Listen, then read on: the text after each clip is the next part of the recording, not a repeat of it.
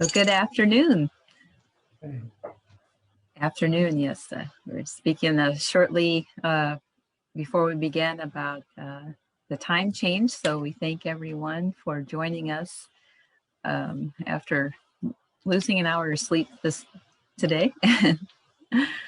So welcome to monastics, friends, and neighbors. On behalf of the Buddhist Council of Greater St. Louis, thank you for joining us virtually for our socially engaged Buddhism event, Solving Global Problems.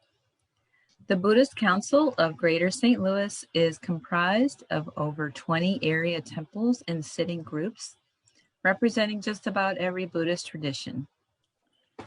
The complete listing of over 20 area temples and sitting groups of these groups can be found on our website, BuddhistCouncilSTL.org.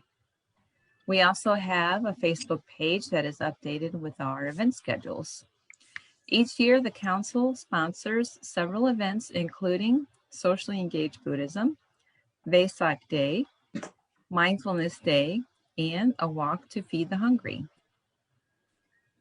Our event today has a couple of doctors who will discuss the COVID-19 pandemic and the impact it's had on humanity, as well as lessons learned. Throughout the pandemic, the event sponsored by the Council has collected funds for the St. Louis Area Food Bank. And today we are once again asking for a donation in any amount that you may be able to afford to help hungry families in our area. Even just $1 can feed up to 4 people, so a little bit does go a long way. We have the link, we'll have the link in our chat to donate if you are able to. And we are hopeful that we are seeing a light at the end of the tunnel for this global pandemic.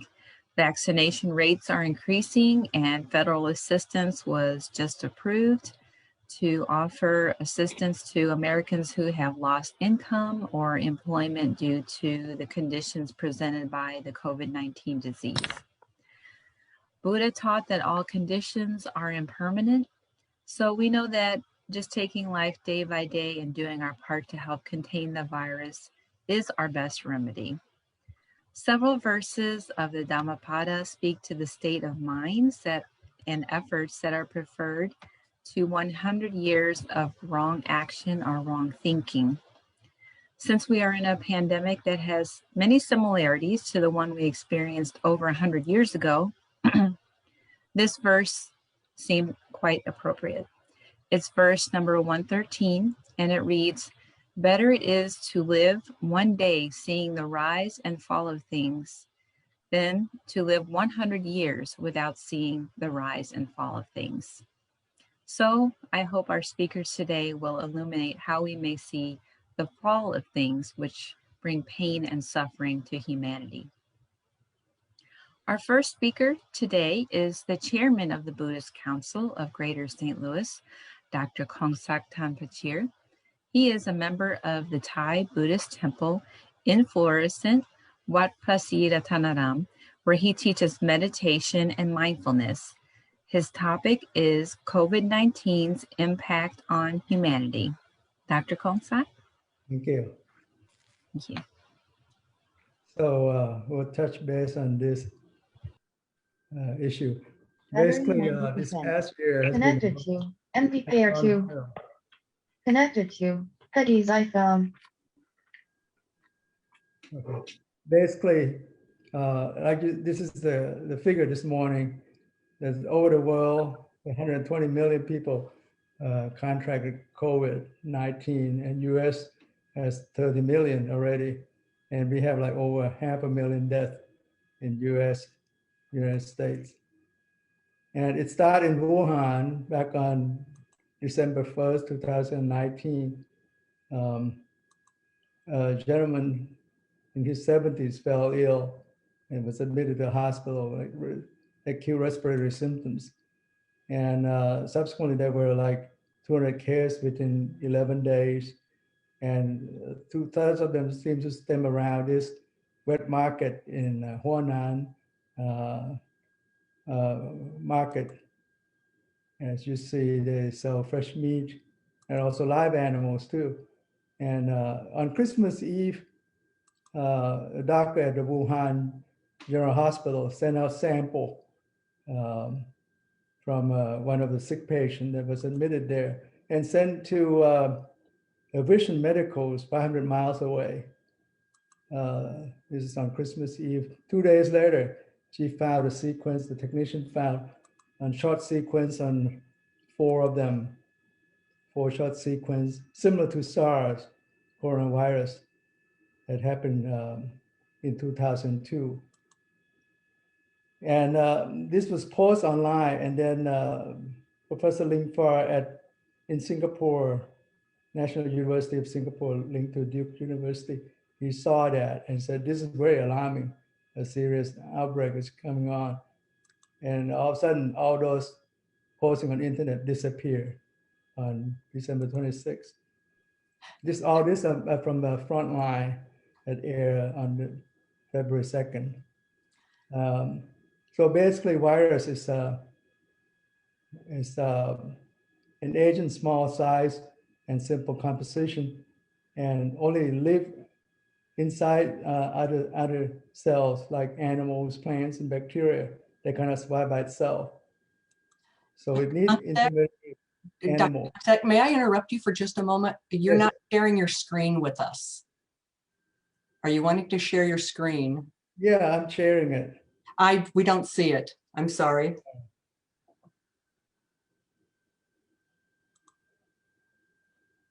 Okay, here. Tell me. Not quite yet. Nope. So click the green share button down at the bottom, and then you'll get a box that pops up that asks you which screen you want to share. Select the one where your PowerPoint presentation is in. Mm-hmm. Couldn't find that screen. Okay. Okay, you see that? Yep. Okay. Sorry about that. But those are the history anyway. So these are viruses that cannot survive outside by itself. It has to depend on animals, plants, and bacteria to survive. And coronavirus is known to survive in bats. It didn't kill them, but it can coexist. And since human doesn't have no contact with animals, with the bats, so it needs other intermediary animals, such as cat, dogs, and so on. And this happened in 2002 with SARS. And basically, it happened in China. It only lasts about 8 months to disappear, so it's less contagious, but very deadly. About 800 people died at that time. And China came out, apologized that it was 5 months of cover-up at the time. And subsequently, there was MERS later on in 2012, and they're still ongoing, over 2,500 cases, and they're also very deadly. Still have an outbreak there, like in South Korea in 2015, there were 38 deaths, and recently 2018, 432 deaths in Saudi Arabia. South Korea just have a drill right before this COVID outbreak, so they're well prepared. So the news was spreading online about this new virus. And about December 30th, there were like 4,000 contracted cases. And Dr. Lee, that you heard on the news, he kind of like lied to chit chat with his friend in his group, say, there's a new coronavirus, they're analyzing the virus type now, and don't circulate this news. But eventually, he was, the government found out, and they barred from releasing any information, and he had to retract his statement there, and subsequently he died, unfortunately. And all of a sudden there was censorship. If you look up SARS or any new virus there, they couldn't find anything. And by December 30th, it's been known that there was a new virus, 20% different from SARS. And Dr. Gao, who ran the Chinese CDC, cannot be found. People tried to contact him, but he made a phone call to Ian Lipkin in New York, virologist, and said, yeah, there's a new virus, but it's not highly transmissible. But he said that was wrong. He should have released a sequence and the world would know and do what to do with it. By January 3rd, there were 44 reported cases officially. And they sent out, New Health Commission sent out a lot of scientists to investigate in Wuhan. And Professor Chang also was sent there and he got the sample. And he worked with another virologist, Eddie Holm from Australia. So they've been working on other viral respiratory disease, not the COVID or SARS. And by the 5th of January, he was able to crack the code and got the whole sequence. So his other 4 labs in China also got the whole sequence, but they were forbidden 2 days earlier not to release any information. And so their hands were tied at that time. By January 11, it was announced on the news that lab tests detect no coronavirus. So Professor Holmes said, we have to release this information because it's known now to the public. So he contacted Zhang, and then he sent the whole sequence. And he then contacted Professor Rambert in England, and they posted online on the virological, the whole sequence, and the world's known on this whole sequence. So it kind of like CDC there got checkmate, and so they have to release the whole sequence a few hours later. So the world has known the whole sequence, and the WHO was informed. They tried to get information earlier, but could not until then. So international community worked on it right away. 2 days later, the German scientists published the test kit, how to do it, how to detect the virus. And basically, they found it was a SARS-CoV-2, severe acute respiratory syndrome, coronavirus 2, caused a disease called COVID-19 or coronavirus disease 2019. It's a single-strand RNA virus. And it's enveloped in this protein there with spikes, as you know. And there's the enlargement of the spikes. That's where they attach to the receptor.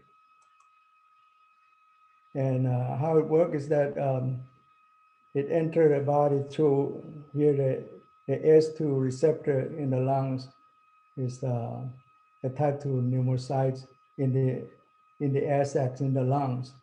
And also they're also on the lining of the blood vessels as well. It kind of like the ACE2, not very much in the lungs. They're more common in the kidney and small intestine. That's why some people get nausea, vomiting, diarrhea, and in the lungs very small, but also, as well as in the blood vessels. But because it's direct inhalation there, that's why they can go down to the air sac. And this transmembrane protease can cleave the ACE2 receptor and also activate the spike protein, so they hook up together and enter the cells and infect the person. They said not much in the brain, but there's some report about some that in the cortex there's some ACE2 receptor. That's why they lose smell and taste.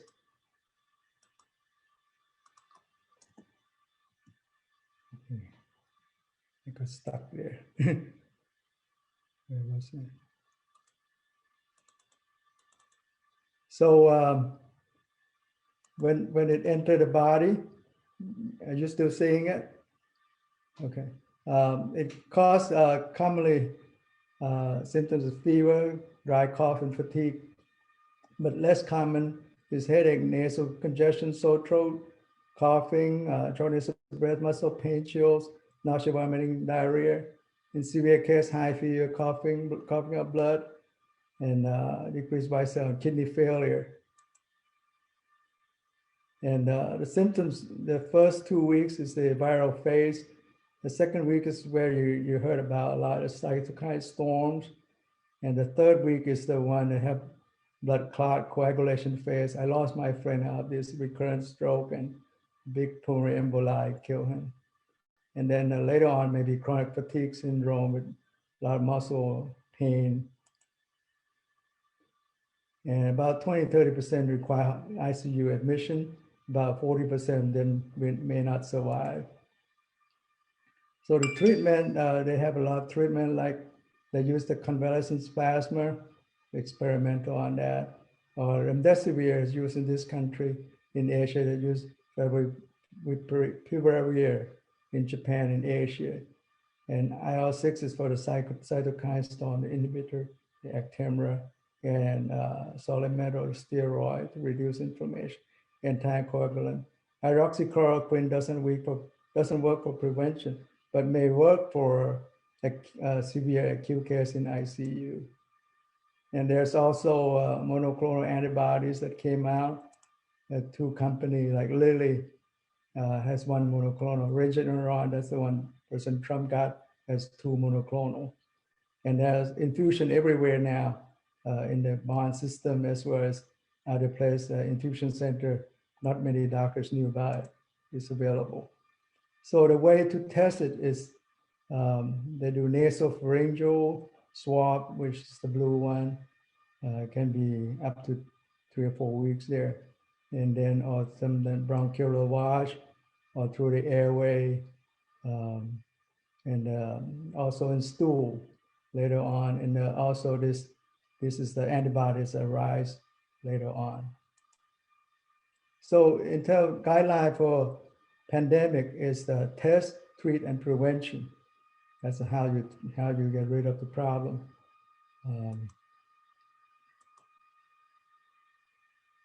So back to the pandemic, a lot of tourists from China came to Thailand, and top destination abroad here, and they end up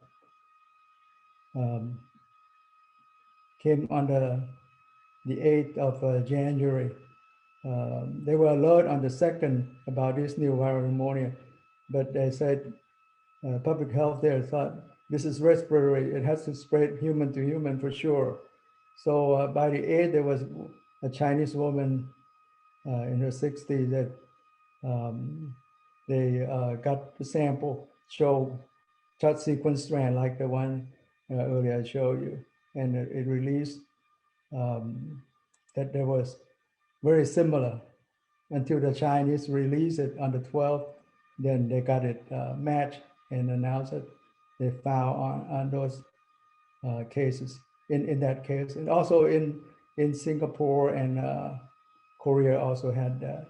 So the way the epidemiologists work is that there were 183 epidemiologists in Thailand, and with people cooperation and also healthcare and public health, there was 1 million volunteers that tracked down a case with the diagnosis, check for symptoms and make a diagnosis and prevent further spreading. Korea and Singapore also had, but they cracked the code about 12 and 13 days. So by that March 11, that was a year ago, this month, the WHO announced this is a pandemic. And by 100 days, there were 1.4 million cases already, especially in North America, South America, Australia, and Europe as well. So what went wrong in this country? Larry Wright of the New Yorker stated there, this is the only country in the world that USA has public health separate from the healthcare, CDC and NIH and so on. Masks, initially afraid of running out of masks, so they said it's not necessary. So, but even the Chinese doctor warned about that. So people get mixed up message. Even my patient said, oh, first they said you don't need it, then they said you need it, and now they said you need 2 layers. So it become political issues, so he didn't wear it. And PPE became, they said they'll back up your support, whatever you need you get from the White House, but then when it comes to PPE, personal protective equipment, they said you have to find your own. So become instead of one United States pandemic, become 50 state pandemic, and each one do their own. CDC kind of follow Gao, said it's minimal human to human. And CDC also wasted a month on the first test kit was flawed. So have to remake, waste 2 months on that. So they allowed that up to 3,000 deaths a day in the first 100 days. And the strict masking, social distancing, and testing are very important. They did that in Australia, New Zealand, Singapore, South Korea, but United States just go out whack there. And we have like 500,000 deaths already. So masks very important. You don't have to have N95. It's been shown like with masks, you can protect spreading. And singing or talking loud can further spread the virus. This can go out like 12 to 20 feet. And like there's example, like in Washington State, 87% of them, the singer infect 50 to 60 people. So avoid groups and stay at least 6 feet apart and wear face masks. And subsequent, like camping, kids camping, there was 75.6% infection. Over half of the children are infected, 44% of the teenager, 1/3 of adult, so is the staffer. So distancing is important. Arnold said 2.5, this is like 8 or 9%, not just 2.5, and 35% remain asymptomatic. Plus there was public health issue on malpractice that they let 200 people from on the cruise ship came home and released from Atlanta as a CDC home base. And several of them got sick, one of them died.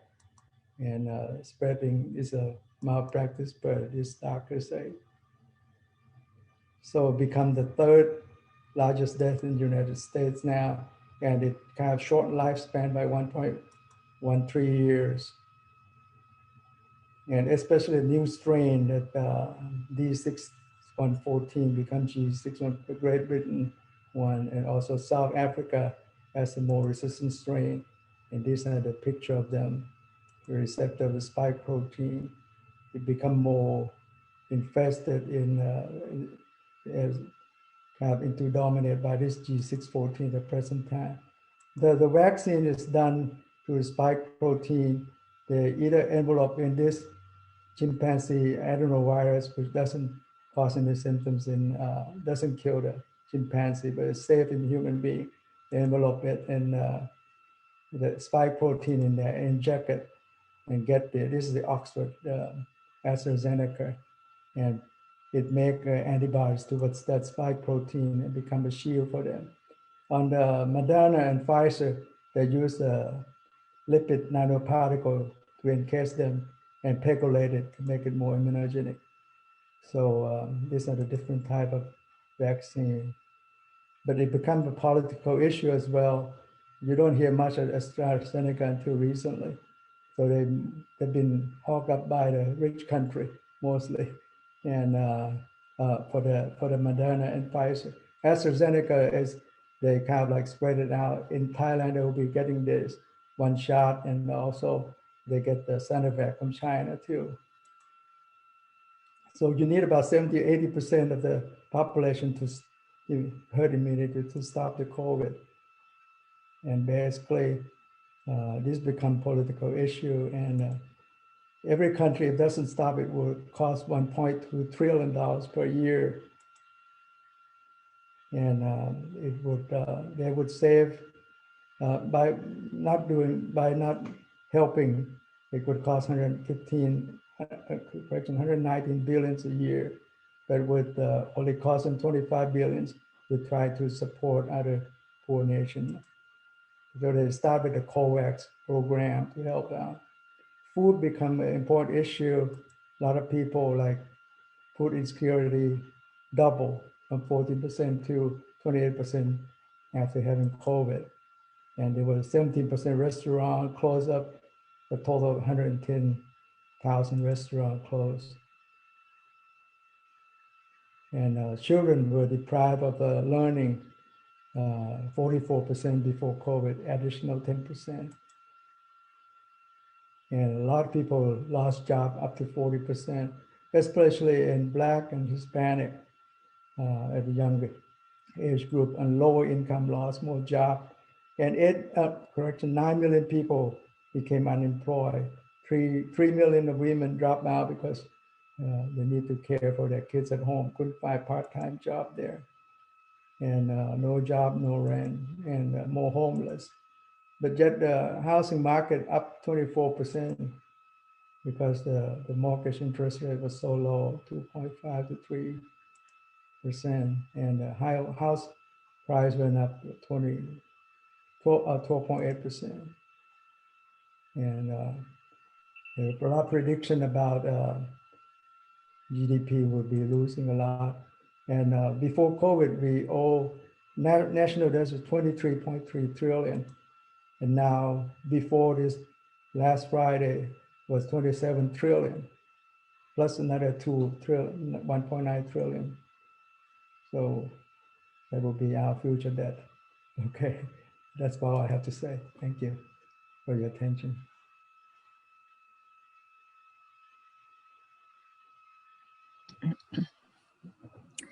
Thank you, Dr. Komsak. That was, wow, that was an amazing presentation. That was something you would see on PBS NewsHour. Really informative, and those slides were wonderful. Thanks so much. So our next speaker is Dr. Will Holcomb. He is a physician and the lay leader of the Heartland Zen Center in Midtown St. Louis. His topic is,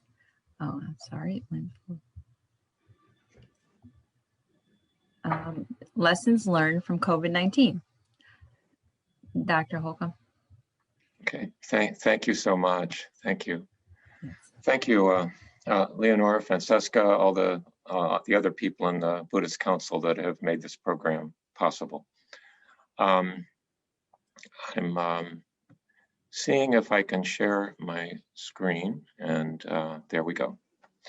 So I guess I'm going to talk a little bit more about the experience of COVID in the St. Louis area during the past year.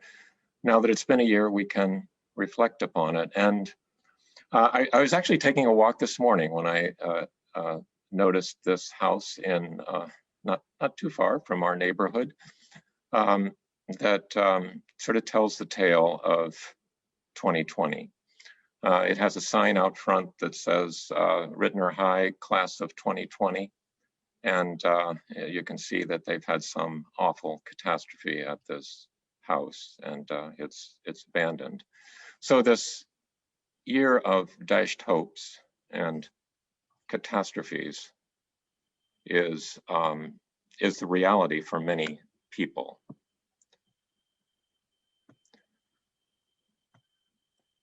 So this image was taken from actually February 22nd, 2020. So, you know, it seems like forever ago, but this was at Ramonji Zen Monastery in Decorah, Iowa. And Shokin Weinkauf, the abbot there, is at the top of the picture. And as you look around the room, there are all those people, and they're sitting close together, and they're not wearing masks. But this was normal on February 22nd, 2020, just a little over a year ago. Less than 4 weeks after that picture was taken and after I'd returned to St. Louis, looking out my office window, they were constructing this tent in the parking lot, and the tent was for the purpose of COVID testing. They were preparing for huge volumes of people coming in to be tested for COVID.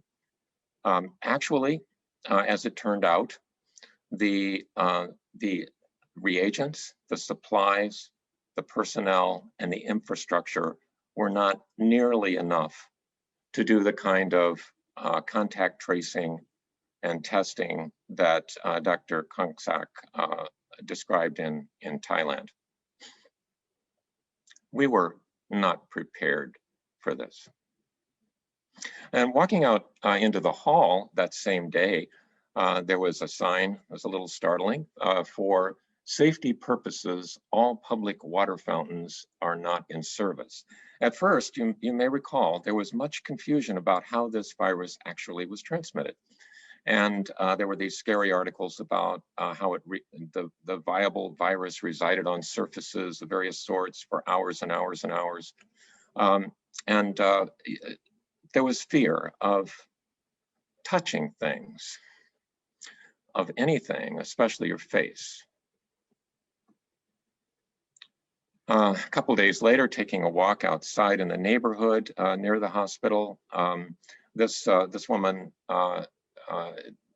runs a little free lending library in her front yard, and she usually has books out there. But responding to the fear of not having enough of food, of the things we need, of toilet paper, she had taken the books out and put in a pack of toilet paper. One of the ways that I personally coped with this past year was riding the bicycle out various places. One of my favorite places is along the river road between Alton and Grafton along the Mississippi River. And looking across the river, one of the dominant features in the landscape is the Sioux Energy Center, as it's called. It's one of 4 coal-fired generators that supplies electricity for the St. Louis metropolitan area. And the vast majority of our energy does come from coal in this area. And actually, if you were there across the river, standing next to it, I'm sure it would seem huge. But from this distance, it looks very small, and it looks kind of almost like a toy, like something in a train set that you could step on. It looks vulnerable. And that feeling of fragility and vulnerability was everywhere. What would happen if the people who operate that plant got sick and we didn't have what we needed?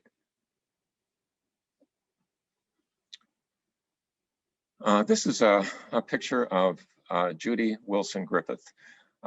She is a nurse I worked with at Barnes many years ago, and more recently at St. Mary's.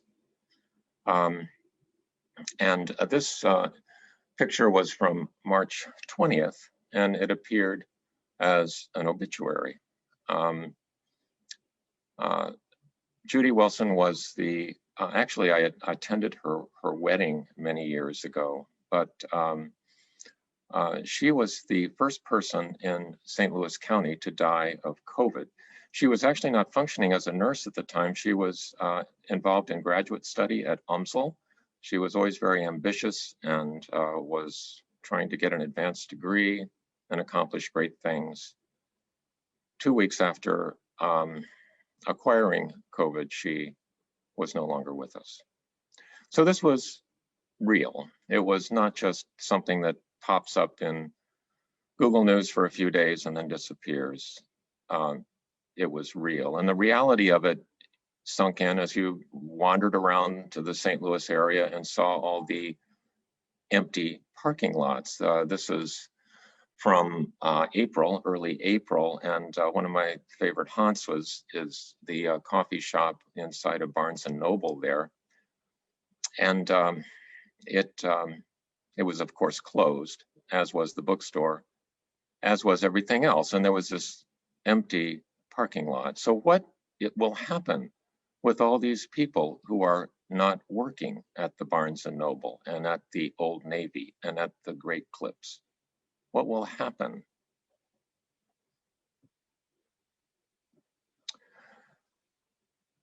relatively early on in the pandemic, of course, Italy was severely affected, and Paolo Giordano is a essayist and scientist who wrote a series of essays published in book form that was widely read at the time. And one sentence struck me: "I'm afraid of annihilation, but also of its opposite, that fear will eventually pass without leaving any trace of change behind."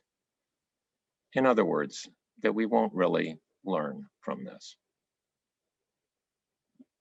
Well, one thing we can learn from this is that these borders we construct between nation states are fictional. They are perhaps useful in some ways, but they're totally made up. And for a virus, it's just one big planet with 7.8 billion potential vectors.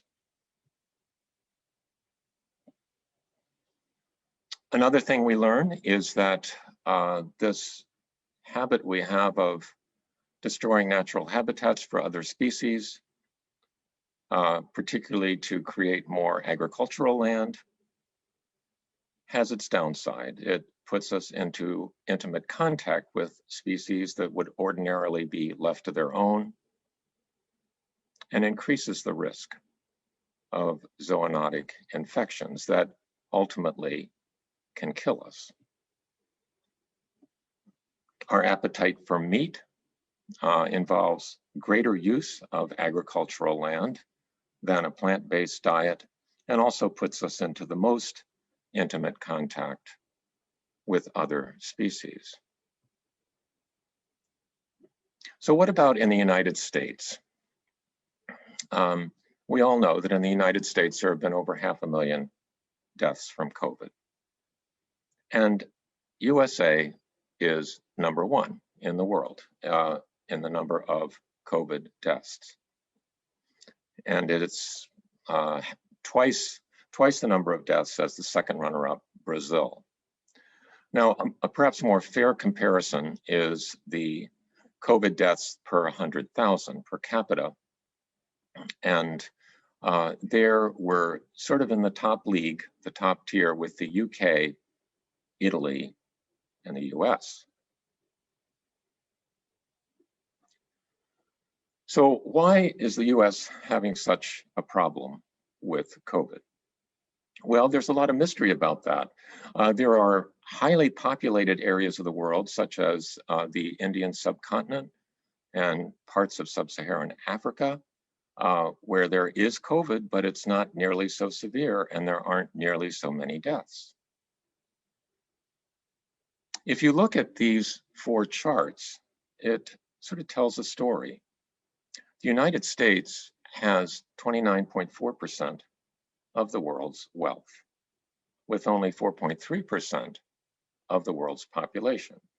So we have a vastly outsized proportion of the world's wealth here in the United States.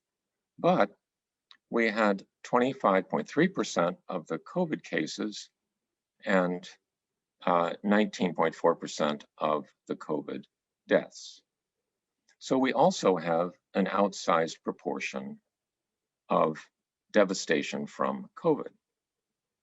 So why is that? Why is this wealthy country having such a problem? Looking into the numbers deeper, you can see that it's not evenly distributed, that Native Americans, Blacks, and Latinos had 3 to 4 times as many severe cases resulting in hospitalization, and 2 times or more the number of deaths per capita compared with whites. I think it's unlikely. Nobody seems to have been able to find any biologic racial differences that would explain that. And I think it's well accepted that this is due to social differences that are well entrenched within our society, systemic racism. So is it that we're not spending enough on healthcare? Well, the United States spends a lot on healthcare. We spend we have this outsized wealth, but we spend 17% of our GNP on healthcare, compared with other developed countries that spend about 10 to 11%. So if we're spending this much money, why are we having so much trouble with this pandemic? Well, part of it may have to do with how we spend the money. This is a chart that shows the expenditure in public health over time. And the expenditure in public health became a relatively minor 3% of the total health expenditure around year 2000. And since that time, it has been going down. So we have been, during the past 20 years, defunding public health. It's not a priority in the United States. So that our healthcare system, whereas it's very good with some things, it's very good with getting coronary stents into insured patients rapidly, but it is not so good with a pandemic that requires a public health infrastructure. So our ancestors from tens of thousands of years ago learned that by having a common goal and by having a coherent plan, that a group of people could accomplish things that one person could not hope to accomplish.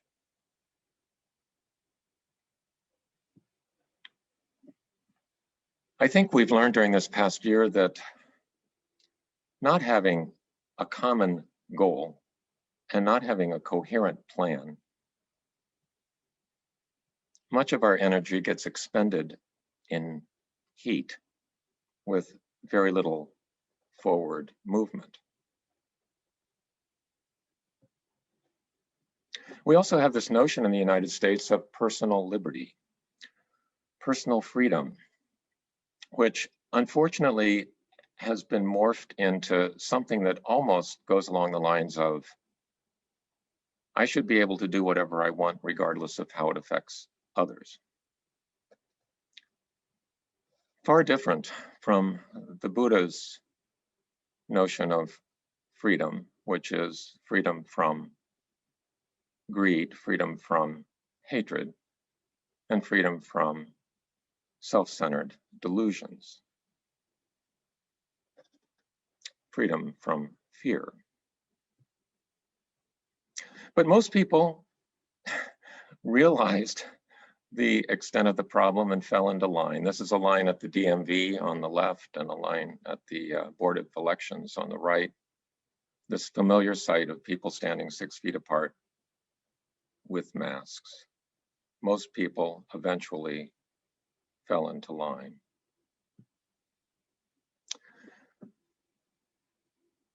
And the year of the COVID was also an opportunity to notice things. Spending more time in the yard, spending more time in the neighborhood. Looking down, you may notice something in the holly bush that you would otherwise have missed. Looking up, you may notice the amazing sky display that appears free of charge almost every night. So I would like to end with just a short reflection. We, all of us have lost something during this past year, either friends or family, or jobs or businesses, or opportunities, or just the ability to be around people. But I would like to think for just a moment about the things that we have received. So if you get in a comfortable position with your hands in your lap, and you can close your eyes if you like, and just think of someone who has made it possible for you to get through this past year, to be sustained and nourished physically and emotionally and spiritually. And then expand that to all of the people known and unknown, seen and unseen, who enable us to stay connected, to stay housed, to stay nourished. All the people who work in the utilities, electricity and water, sewage, the people who transport food and other necessities, the people who day after day bring us what we need. And I would like to just send out goodwill and gratitude to all those people right now, to all those who have assisted us and continue to do so at this time. Thank you so much for listening.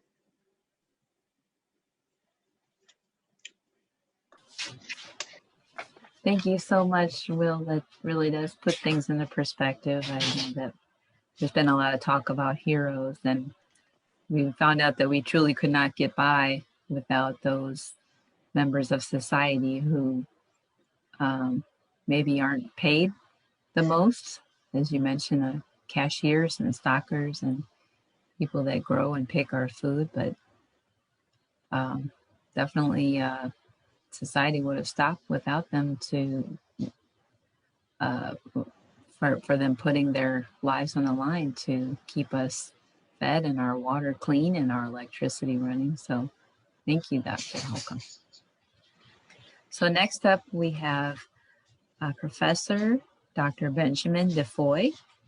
Dr. DeFoy is an atmospheric scientist who does research on data mining and just a moment.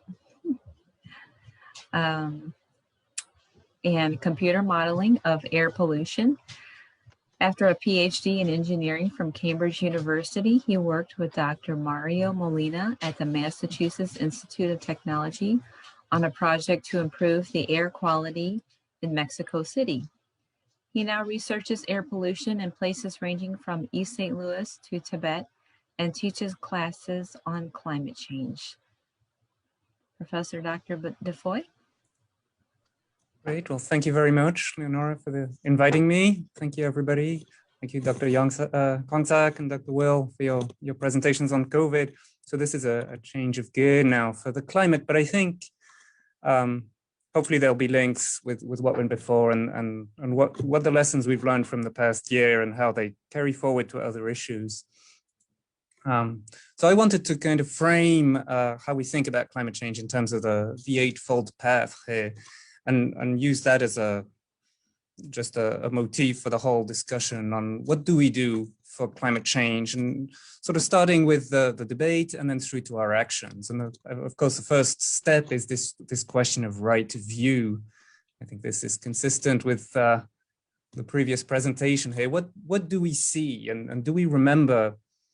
Not that long ago, humanity had never seen this before, never seen this view of the Earth. The first time it was beamed back to us, people were breathtaken and just how amazing it is. And so to recover that awe of the right vision of what we're talking about, to create that common space with other people. But also from the science point of view, I think it's interesting, the more you spend looking at this, the more things you see. And sometimes I assign this as an exam question for my students. What do you see? And they can tell me the things we've learned about, the storms, the climate patterns, the intertropical convergence zone. There's a lot of things that you see as you spend time looking at this, and how that's kind of the first step we sometimes forget when we start discussing climate change. But then also the things we can't see. We all depend on CO2 for our life. We just couldn't live without it, and we cannot see it. And there's not that much of it around, but there's too much of it around. That's the paradox of it here. This is the Keeling curve. So anybody who doesn't know the Keeling curve, I encourage you to look it up and look up about Chuck Keeling and his story of measuring this CO2, starting in 1957 at a time when the world, and this will be the last two presentations were, you know, in the grips of the Cold War, and people said, Russians and Americans said, maybe we could do something to get some scientists to work together just to diffuse tension a little bit. And they had the International Geophysical Year in '57 to just create those connections. I think that's an important part of that comes from this right vision. What do we see? So having seen that, then right resolve. And here I think I want to stay on the topic of science. Maybe you remember this from primary school, these food webs, you know, and you can draw your own, you can imagine your own, you can imagine yourself as part of this. The first law of ecology is that everything is related to everything else. And I put this in with right resolve because science is hard, and there comes a point where we start to see, and then we have to sort of grin and bear it and really try to understand and tease out those connections. And I think that was brought out quite wonderfully at the beginning, you know, the presentations on COVID. It shows us how interrelated we are on the science side and also on the human side of how we live our life. And this is, again, lots of diagrams like these. This is carbon flowing around the atmosphere into the biosphere, into the oceans and around. The right resolve to understand and to see how all these things work in order to progress. So having seen this, so we look out, we try and understand as much as we can, we see these connections, we try and understand these things. This is all in the domain of, you know, I'm kind of linking it to the domain of science, so this right speech. And, you know, when we see this diagram, so you might have to move the little pictures out of the way, the right speech, you just have to, at some point, accept the truth of what science is telling you and not try and gloss and project your own presuppositions into it. And the clear message is this, that you cannot today say there is nothing happening. We've had 1 degree of warming, 1 degree Celsius, that's 2 degrees Fahrenheit. You might not think that's a lot, but actually it's a big change for the climate. And I won't show this today, but you can go back through the ice ages and see how much life on Earth was impacted by some of these very small changes. Maybe 2 degrees Celsius is enough to make the difference between the ice-free conditions we live in now and a mile of ice over our heads. This is a big deal. So the right speech is to say, once we've seen things, then we accept them and we really kind of try to speak the truth about them. Because that will help us to deal with them. And so this is a transition here from science to action that, you know, we saw early on bald eagles and birds in general were being harmed by DDT that was used as a pesticide. So it's very effective. It was great, fueled the Green Revolution. We all depend on food to survive. But it led to a thinning of the eggshells of birds. And so bald eagles were nearly extinct in the wild and other species suffered. And so we said, okay, we can't do this, you know, sort of right vision, right resolve, right speech. We say we can't do this, we need to do something about it. And we have. And so I think it's important as an environmentalist speaking to point to the successes we have had in the past of, you know, it's not all finger nagging, don't do this, don't do that. The point of this is in fact freedom from hurt. And now, hopefully, those were not bald eagle chicks we saw in the previous presentations, but you could see bald eagles in the wild. Just, you know, I'm sure Dr. Holcomb sees them biking along the Mississippi. I was walking along the Mississippi just recently during the cold spell with the ice. It was cold, but it was amazing. And you have these raptors there, and that's all part of this progress. So that's on the science side. And how do we kind of fit that? That can be a little abstract, and we say, okay, that's over there, and it doesn't touch me personally. And they say, well, for how we deal with climate change, I like to propose it's really on 3 levels. These next 5 parts of the eightfold path here. The right action. I think everything has to start with something that we do ourselves, if only because that's the witness. And so we see here, I think here, certainly Buddhists are ahead of the curve on this. A lot of people have a terrible diet. It's terrible for themselves, and it's terrible for the environment. And one of the easiest things we can do is improve our diet, and it will improve our own health, and it will improve the environment. There's no question about that. Technology comes under this, you know, better LED lights, better insulation, better household heating and ventilation, all these things that can be done. And again, now we can do them for the environment, we can do them for our own comfort, just to live in a more pleasant environment. We can do them to save money. We can do them in a way that is not reducive of what we want to do, but sort of promotes our own personal freedom to do the things we really want to do. Energy here, for walking and biking, I think I've been encouraged to see a lot more people out biking. I bike too, to see people walking and to see how there's been a reduction in traffic, and that has enabled other forms of getting out, of enjoying nature, and of being with others. That being outside with others is pretty safe, and so we can continue those things. So that's the right action part. The right livelihood for me connects more than with there's the things that I do myself, and that's good, and I need to do them, but it's not enough. I then need to think about what are the things we can do as a society, because a lot of the big things we'll need to do together. You know, I'm not proposing to go out and hunt the woolly mammoth, but I think there are other things we can do together here under right livelihood. And here we need to connect with people in the business world, people in technology, people, you know, seeking solutions. This was a recent article in The Economist, the great abatement debate. And I just showed up to say that if you look all the way on the left, this is the cost of reducing carbon. There's a whole bunch of things down here we can do that will save us money. And so we, in a sense, don't even need to be arguing about any of these, climate change or doing this or that. We can just be doing them now. And interestingly, a lot of these things are, in fact, one of the main ones is building efficiencies. And so urban rehabilitation projects, for example, we saw that house burned down, were actually a great way to find the climate. And so they're a great way to help people, and they're a great way to promote the environment. It comes together. We don't really need to be arguing about things all the way on the right that cost a lot of money and that may or may not be effective. We can find those things that work right now, but we do need to find things that work as a society. And that's where it will require effort. It's not easy to do. This right effort, I think, connects for me with this right livelihood. Okay, we need to organize, form a plan, work together.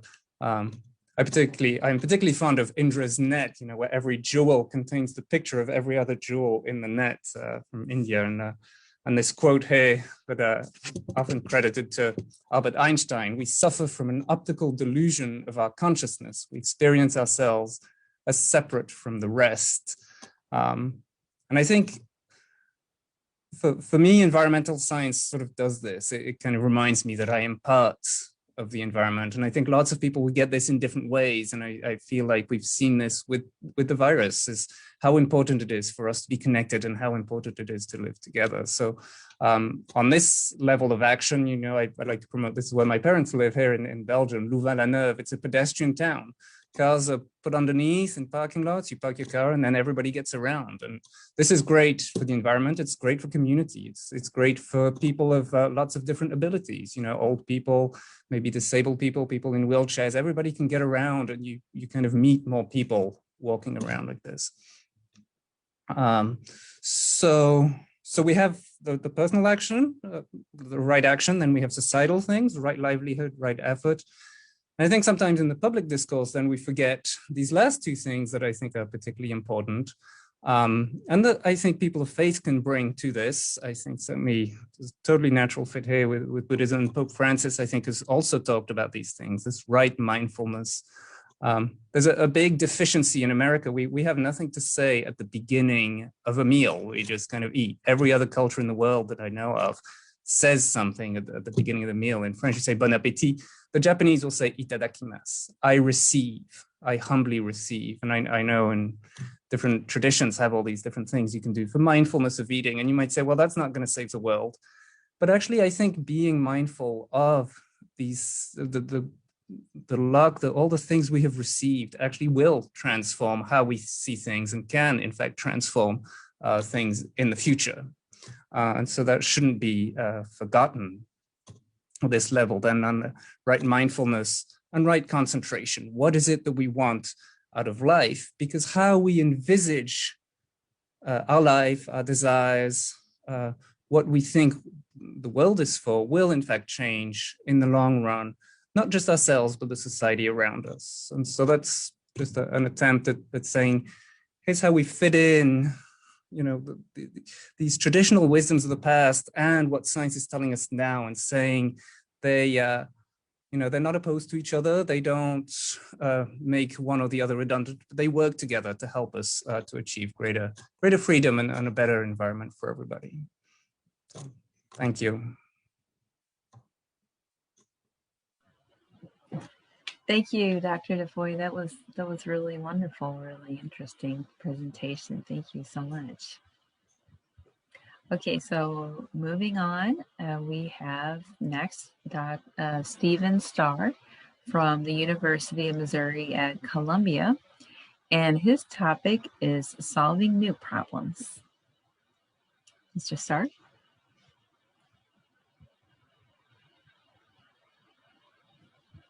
Unmute, please. Is that working a little better? Yes, now we can hear you. Okay, thanks very much. Sorry, the technical aspects are always a little challenging. Right. I'm trying to learn how to use Zoom, basically. Rather than a PowerPoint, I thought I would just try to go through some basic information. I have a website that I'm in the process of updating, but this is the old version that's still up. And I thought maybe I should just start with some simple, like a basic explanation about what nuclear weapons are. I want to try to give you an idea of what one weapon can do, and then what a war with them would do, and then talk about how we might be able to prevent that, you know, and that there are some really important things that have happened recently at the United Nations on an international level that I think it's hard to see the effects here in the United States, but there's definitely a lot going on in the world. We don't necessarily hear about it here.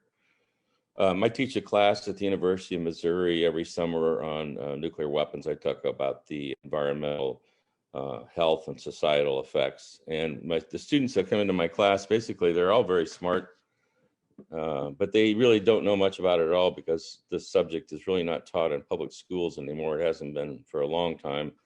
I think when the Soviet Union collapsed in 1991, there was sort of an idea that nuclear war wasn't going to be a problem anymore. I had hoped so myself. That seemed to be the main rationale for these enormous nuclear arsenals that had been built up since the end of World War II. But unfortunately, it didn't really work that way. So first of all, you know, we're familiar with conventional weapons, like they're from chemical high explosives. The bombs we hear about exploding, or, you know, they're not inconsequential, obviously. But a nuclear weapon is the first atomic bombs that were developed. There were 2 dropped on Japan at the end of World War II by the United States. They were roughly about 1,000 times more powerful per unit, you know, mass or volume than the largest conventional weapons. And let's see, I'm gonna.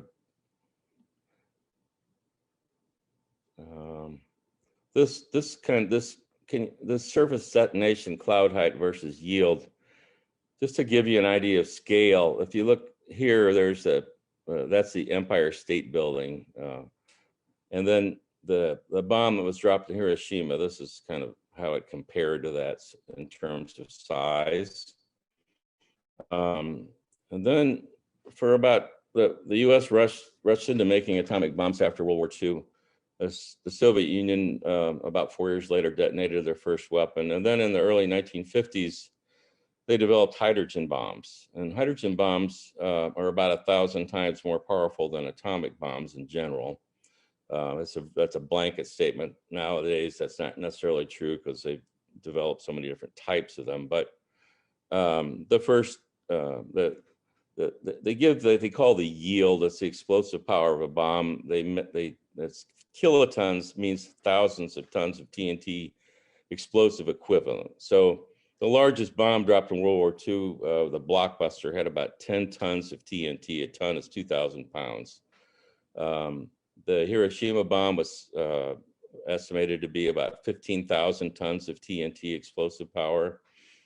And then when they developed hydrogen bombs, the first bomb they detonated in the Pacific Ocean had about 10 to 15 million tons of TNT explosive power. This kind of gives you a scale on a visual sense. That's sort of a picture. There's a 15 kiloton bomb, 1,000 kilotons. That means 1 megaton, 1 million tons of TNT. This 15,000 kiloton or 15 megaton weapon was a bomb that was detonated and vaporized an island in the Pacific. And they made quite a few of those for a long time. So eventually one plane could carry something like, 3 of these bombs, which is like 20 times more power than was of all the bombs detonated in World War II. So it really didn't make any sense at that point, but to show you what a bomb would do in terms of the size of the firestorm it created, a nuclear weapon is like a piece of the sun, basically. The fireball, the surface of a nuclear fireball is about the same surface temperature as the surface of the sun. And then the explosive power of the weapon kind of determines the size of the fireball. The 15 kiloton warhead, if you detonate it, I put it over a map of Washington, D.C. for one of these presentations I did, would set about 4 square miles on fire instantly. 550 kiloton warhead, which is more of a modern strategic weapon, would set about 100 square miles on fire instantly. Let's see, I want to go to give you an idea, though. I mean, these are all numbers. You sort of lose touch with reality. I have some pictures on the website what Hiroshima was like, before the bomb was detonated. But let's see if we can get. These are panoramas, and this is what 4 square miles of firestorm did to the city. A lot of the houses there were wooden frame, but it just gives you sort of more of a feel for the scale of desolation that occurs after that. So then I got prompted to get involved with this on a personal level when I was always interested in it. I grew up when we were doing duck and cover drills when I was in 3rd grade, thinking that they taught us, to not look at the flash and hide under our desks, which, although that probably wouldn't have done much good. But they came out with what they called nuclear winter studies in the early 1980s with Carl Sagan. And basically it was the first time the scientists had come up with what the environmental consequences of nuclear war. They used the largest computers they had at NASA they got about 90% completed on their study, and they were told to shut it down because it started to have political implications. So they completed that. And then there was a concerted effort to make these, they call the scientists frauds, and the studies were bogus, and they created fake studies to try to prove that their research was wrong, and it was kind of forgotten about. I got involved with the scientists in the mid-1990s and urged them to try to go back and redo these studies, and eventually they decided among themselves they wanted to do this, and in 2006 and 2007 they created a couple studies on the effects of, first of all, a war with 100 atomic bombs between India and Pakistan, and then also a larger war fought with the strategic weapons that the US and Russia had. So this is a graphic that they created showing, and the main mechanism here is basically, I showed you the size of the firestorm. Let me see, before I do that, I want to refer to, I had an article that I had published in the Bulletin of Atomic Scientists about the effects of a single Russian 800 kiloton weapon detonated above New York City. And the Russians have something like 200 or 300 of these weapons that they can launch, mostly on their land-based intercontinental ballistic missiles. takes about 35 minutes for one of those weapons to reach the United States. There's really no defense against it that we have. And this shows the size of the firestorm that would be created on an average weather day. It's somewhere between, I guess 90 square miles or 230 square kilometers for the central zone, and 150 square miles. 150 square miles is based on the size of the firestorm that took place in Hiroshima. Anyone in this fire zone is not going to survive because it creates, air temperatures above the boiling point of water and basically sets everything on fire that there is. If you want to research that article, you can look at the Bulletin of Atomic Scientists, and it's called, you can Google the effects of an 800 kiloton weapon over Manhattan. And to give you an idea of how many nuclear weapons there are today, I think this is one of the better graphics I've seen. There are a mix of what they call strategic weapons. A strategic weapon has 100 kiloton or 100,000 tons of TNT explosive equivalent in that one weapon. That's the smallest size. They go up to over 1 million tons. The average, the US and Russia have probably like between 100 and 800 kilotons. The US and Russia have about 94% of all the nuclear weapons in the world. That's always been that way during the nuclear arms race. It's always been them. The other nations like China have about 300. England has 200 or 300. France has 200 or 300. It's a scale of the armaments is important, I think. So this gives you more of a feel instead of just numbers. It just shows how many weapons there are. But I will say that the weapons peaked in 1986. There actually were 60 to 70,000 weapons in existence then. And then when these environmental studies on nuclear winter came out, it really shocked everyone, and it had a big effect. And that they started instituting arms control and arms reduction treaties that led to the dismantlement of about 2/3 to 3/4 of all these weapons. So the total global arsenal today is around 14,000 weapons. Unfortunately, let's see if I can get back. Sorry, I play around with these. It doesn't take, with one of these weapons essentially to destroy a city. And the scientists did this study. That what they found was that was the big surprising thing about nuclear winter, and even more reinforced by the later studies, was that the smoke that these weapons would create, essentially, it's a very black carbon soot, and it's heated by the sun, so it tends to rise up above cloud level into the stratosphere. And it forms what I would describe as a global stratospheric smoke layer. There's very high winds in the stratosphere that will take about 10 days to spread the smoke around the Earth. And then eventually it forms kind of a uniform layer. So the study they did here with 100 Hiroshima-sized weapons was a war between India and Pakistan. When they did the study at that time, that was about all the weapons they had. You can see that this is the first day. Each click is a day after, and that's how long it takes for the smoke to spread. Most of the smoke stays in the northern hemisphere. But subsequent studies that have been done by Dr. Ira Helfand, Physicians for Social Responsibility, found that this could cause the starvation of 1 to 2 billion people who are already living on the edge of starvation. Because what happens is the sunlight blocks the smoke blocks the sunlight from reaching the surface of the Earth, so it has a profound cooling effect. These temperatures that would be created by this war with 100 atomic bombs essentially would create temperatures similar to what we're experiencing, what they called the Little Ice Age. It'd be the coldest average surface temperatures in the last 1,000 years, basically. And you would be likely to have killing frosts throughout the summer in the upper areas of the US, and you wouldn't be able to grow wheat in Canada, for example. So go on for several years.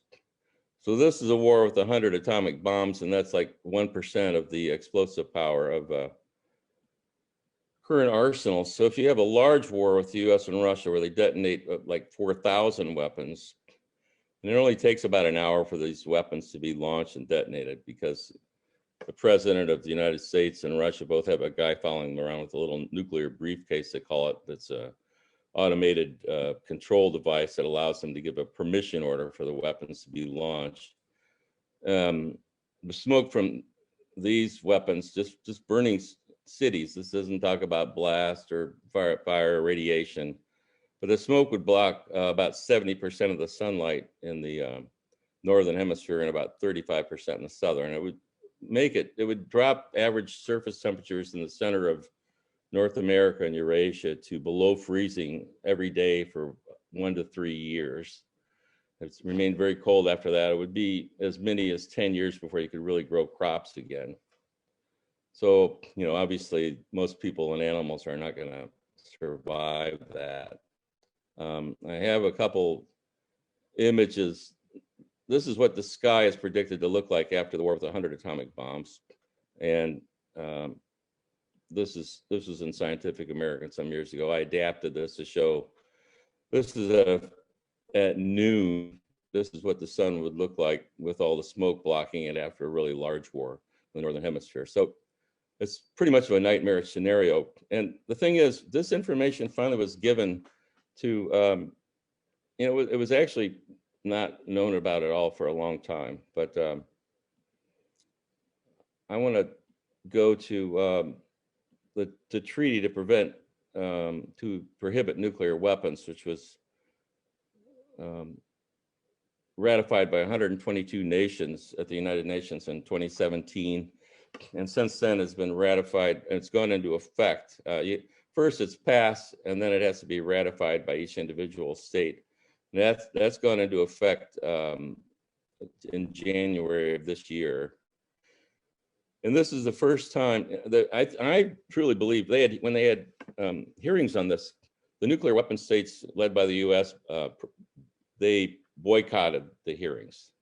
And actually that turned out to be a good thing because they weren't there to run interference on the discussions. And during these, the discussion about this that took place in Mexico and then in Austria, the scientists that did these studies in 2007 and 8 on the effects, the long-term environmental consequences of nuclear war and the nuclear winter, were able to. Dr. Robach did a presentation several times, I believe, and so finally it was the nation states that had previously, particularly out in the southern hemisphere, who in some ways could care less if the U.S. and Russia would blow themselves up. I mean, historically. They suddenly realized that their own populations were very much at risk, even if they weren't in a target area from nuclear war. So I think that played a big role in getting this treaty accepted. And this doesn't have any mechanisms for enforcement, but what it does is it creates basically a moral stigma against possessing nuclear weapons. It prohibits the parties from developing, testing, producing, manufacturing, acquiring, possessing, or stockpile nuclear weapons or other nuclear explosive devices. They're also barred from transferring or receiving nuclear weapons and other nuclear explosive devices. So, for example, the U.S. forward bases about 100 nuclear weapons in 6 or 7 NATO states in Europe right now. That would be, technically, that should be against the spirit of the Nuclear Non-Proliferation Treaty, but even manufacturing them, threatening their use, it's all illegal under this treaty. So, it really, for the first time, it creates a legal framework to point the finger at the nuclear weapon states and say, you need to stop this. The Nuclear Non-Proliferation Treaty is about 80 years old, and part of the treaty actually had contained a part of this that the nuclear weapon states promised to quote unquote act in good faith to eliminate their arsenals. And it also had some discussion of a general disarmament in it too. And I think really, if you think about what nuclear weapons are, they're sort of the tip of the mountain or the iceberg, and with all the other military things underneath it, the fact that we spend $1 trillion a year in our military budget here when we have our infrastructure crumbling and we could, need new hospitals and schools and people are hungry. I mean, there's so many needs that are not addressed. That's just, the nuclear weapons they're the very worst aspect of militarism. And I think David Swanson's going to speak on this. He's a lot more eloquent than I am, and I think he can provide some, better ideas than I can. I do think it's important for people to. We've gotten so used to this thing. When you have nuclear arsenals, it just becomes accepted that that's okay. The main idea with nuclear weapons is nuclear deterrence. The idea that if we have nuclear weapons, we will deter an attack on us, either from conventional or nuclear weapons. But deterrence won't prevent a nuclear war. If somebody detonates a nuclear bomb, the fact that you have nuclear weapons won't necessarily. You look at all the wars that have taken place in the since nuclear weapons were, invented and manufactured. That we certainly have plenty of wars going on, so they don't prevent wars. A lot of people argue they prevent a big war, but we're still in a nuclear confrontation with Russia and China, and people are now the nuclear weapon states continue to modernize their arsenals, and they're making what they call usable nuclear weapons because they want a credible threat. In fact, they are deploying very small nuclear weapons on their Trident submarines now that supposedly would be, we could use. And then there's this idea that if we shoot off a small nuclear weapon, we'll stop a nuclear war from happening. But that's like war planners in theory, and it's so lost. It's essentially planning for mass murder. The fact whenever we have nuclear weapons, and people have gotten used to that and accept it. So in my class, by showing these students what these weapons can do, they're always shocked and they're horrified to know that what one weapon can do, that we have thousands of them we can launch within 2 to 15 minutes. And even the most gung-ho 20-year-old guy in my class will eventually say, yeah, nuclear war is a really bad idea and we shouldn't have it. So I think no matter what your political background is, and the people that are the 1%, a nuclear war would destroy all the stuff they have. So I don't think they're in favor of it either. But we allow this sort of Damocles to kind of hang over our heads with the idea that we sort of accept the idea that it could. We think it can't happen, but we make it possible to happen just by maintaining these huge arsenals. And there's a real contradiction in that. And there's a real, all it takes is a single failure of nuclear deterrence for the whole thing to break down. The ballistic missile defense systems we have, one of the things we haven't been told about in the United States are the new nuclear weapon systems that Russia has developed. We hear about hypersonic weapons, and that's part of it. But these weapons are, our missile defense system is called ballistic missile defense. A ballistic trajectory is a parabola, it's predictable. And so, but the new systems that Russia has come out with, they have they're maneuverable warheads that go 10 times the speed of sound on reentry. There's no way to shoot them down. And so we've gotten into a situation where we really can't defend against this. So deterrence is just a theory. And I think that's, what I try to do is try to get people that are invested in this to re-examine their positions. But for ordinary people, it's not like with climate change, you can't, you don't go to Walmart and buy fewer nuclear weapons, and everyone's struggling with just trying to survive these days. So it is sort of an esoteric subject in a way. But it is something that threatens everyone. And I do think it's important for people to become educated about the dangers that nuclear weapons present. But to really stop this, there has to be a sea change in attitudes about hegemony and domination. And, we're trying to use military force to prop up your economic system, and the dollar is the global reserve currency, and all these things that we usually don't think about either, but that's the way the world works. So I don't know. I hope I haven't rambled too much, but I wanted to just give you an idea of what the weapons could do if they're used, and the fact that there is, we've heard very little about the treaty to prohibit nuclear weapons in the United States, but it is a big deal in a lot of other places. There's a organization called ICAN, International Campaign to Abolish Nuclear Weapons, and it was more based in Australia than any place, but it's global. They won the Nobel Peace Prize recently for their work. Part of it was to help get the passage of the ban treaty, they call it, the treaty to prohibit nuclear weapons passed. And and another encouraging thing I just saw was that every year they have, or every couple of years, they have what they call a nuclear posture review, that it's Congress tells the Pentagon to review all their nuclear weapons policies. So for the first time now, they've been instructed to consider the environmental consequences of nuclear war. And that's a really big deal. And I find hope in that. I think they'll be resistant to it, but at least I wrote an article for the Bulletin of Atomic Scientists about that in 2010, I think, saying that they needed to force the Department of Defense to create environmental impact statement on the effects of their launch-ready nuclear weapons.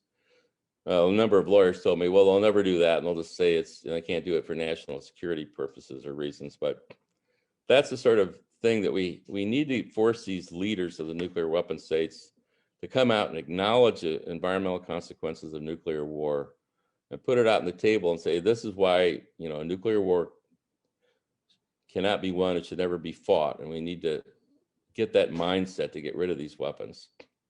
So, well, thank you very much for letting me talk, and I'd be glad to answer questions later if anyone has some.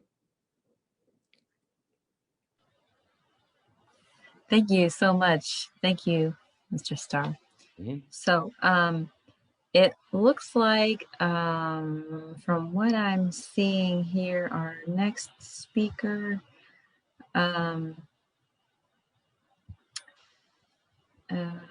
Mr. Swanson, it looks like we haven't seen him log in to Zoom just yet. So we might just go ahead and skip to the Q&A session right now and see if he joins us later, then we can just switch over to his presentation. So I believe we are going to just go ahead and open the floor for questions now. And yeah, so let's go ahead and have our attendees present a question to either the panel or one of our speakers in particular. I wanted, excuse me, I wanted to thank all of our presenters today for coming. Very informative, food for thought. I'm not sure there's an answer for this. I've been enjoying the blue skies for the last year. And I know once COVID is over, the factories open, the pollution is going to resume. So I suppose the answer to that would be not particularly keeping the factories closed, but making wiser choices in our purchases. So, I think that's the best we can do, since globally we haven't decided we should stop all this pollution. Let's fix our factories while they're closed. So I'm not sure if anyone can speak to that, but it's an interesting idea. Well, as an atmospheric scientist, maybe I can say a word about that. There's good pollution reduction, there's bad pollution reduction, and we saw that actually. If you look at pollution through the Great Recession that happened in 2006, 2007, there was a big dip in drop of pollution because of the recession. And this was bad. People lost jobs, people lost livelihoods. This was bad. But it's within a context of decreasing air pollution over the last 10 years. Even though climate change is getting worse, pollution is getting much better. And I think that's worth reminding people, including when you look at this decrease, that the biggest decreases have been in places with plenty of economic development. And so we need to separate out and say, oh, dealing with the environment is going to destroy our economy. This is not the case, and this was never the case in the past. It's kind of a ploy of the naysayers. We see that very clearly with the ozone hole crisis and the phasing out of CFCs. We find alternatives. So I think to get back to your point about COVID, I think there's the good decrease that reminds us how nice it is to be outside, how, you know, to be able to bike or walk with less traffic. That, you know, many of our children could walk to school. I know my kid's school organizes a walking school bus. They got more than 50% participation in the spring. They could be doing this year round, and it would be good for the kids. It would be good. So that's the good part of that reduction. And the bad part is it was associated with that job loss. So we can, in fact, go back to having people work, but just to be more intentional about how going forward, what are the improvements and things. But yeah. So it's just a matter of working smarter, perhaps. I'm hesitant when people say it's just this, you know, because there is not a magic bullet. So I think, you know, technology will be a part of it. I think personal actions, personal change will be a part of it. I think our vision too. I mean, you know, flying is hugely wasteful. And on the one hand, that's terrible. On the other hand, I think many of us have families far away. We want to see them. How do we balance those different things? It's not going to be one thing. It will be a combined effort.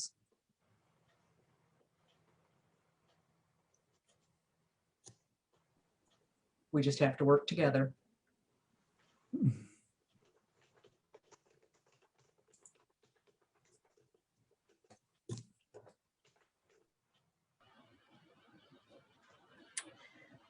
Any other questions, comments?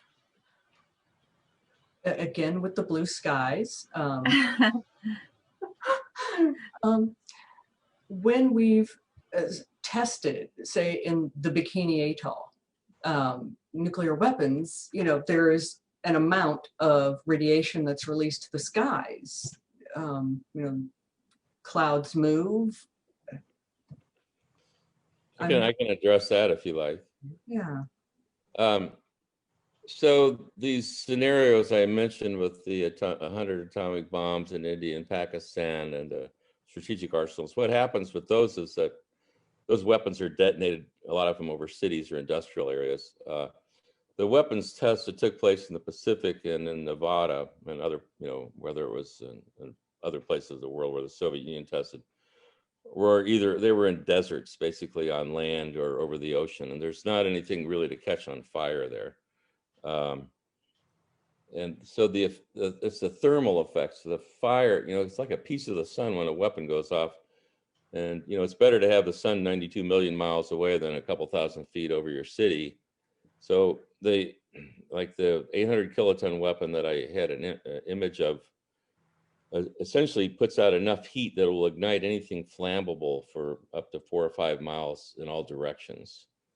And that's what, and so initially these firestorms are, you know, many tens of thousands of individual fires, but they coalesce into one gigantic fire. It's like sort of a chimney effect, and the heat rushes upward, and it actually creates hurricane force winds at the periphery of the fires, enough to even uproot trees. They saw something like this. These are what are called mass fires, where they're set simultaneously over a large area. The fires that we're experienced with in human experience they're called line fires. And they can be huge, but they usually burn in a line as it goes across an area. Whereas these fires are ignited over, and this happened in Dresden and Hamburg and Tokyo. Tokyo had 100,000 people die from the firestorm there that the U.S., you know, I'm not, you know, you can't minimize the effects of what they call conventional weapons when you use them in that way. But so in other words, when you detonate these weapons over cities and industrial areas where there's a lot of flammable material, it creates a huge amount of smoke. And then the mechanism that really was discovered with the nuclear winter and the subsequent studies is that the sunlight heats the black smoke like it would a solar collector, and it causes it to rise. And once it rises above the troposphere where the weather takes place, it can't be rained out. So the smoke will stay up in the stratosphere for a long time. And it actually heats the stratosphere up to like the boiling point of water. And then another thing I didn't mention, but that acts to destroy the ozone. It's a protective layer up there. It blocks ultraviolet B light from reaching the surface. Now, as the smoke dissipates, the ozone is constantly regenerated near the equator, and then it moves up towards the poles. So the ozone will come back, but when the smoke first starts to clear, there'll be very high levels of UVB light, even from the India-Pakistan war. There's enough light getting through that grayish smoke that they had to create a new index for UVB. It went up to 22. It used to go up to 13. So you could get a significant sunburn about 7 minutes in the middle of like in Iowa in June on a sunny day from something like that. So there's it's just the more you look at nuclear weapons, the worse it gets. Basically, there's always horrible things, but that's what's prompted me to try to prevent this, and it is preventable. I mean, if we can't work to get rid of these weapons that threatens us as a species, how can we, solve all of our other problems? And I'm sorry David's not here. I actually sent him an email. I don't know, maybe something happened, but he's very good at describing a world without war. I mean, that's his big thing, and he talks about all the things that you can do to. And I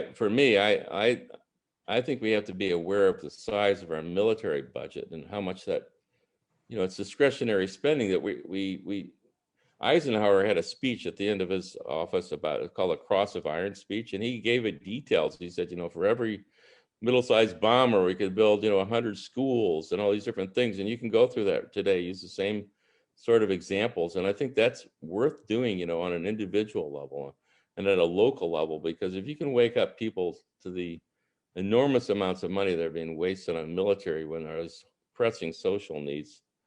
And I got, I tried to do that at the University of Missouri, and I got, in a graduate class, and the professor's like, "What are you trying to do? Get me fired?" There's pressure to not talk about that. It's always about funding and all these different things. So, you may become somewhat unpopular politically. And I didn't go into nuclear power plants, but I've been working on, there's a thing called electromagnetic pulse. And it's, one nuclear weapon detonated about 60 or 70 miles high can cause all the integrated circuits, the microchips that are used in everything from, computers to control units.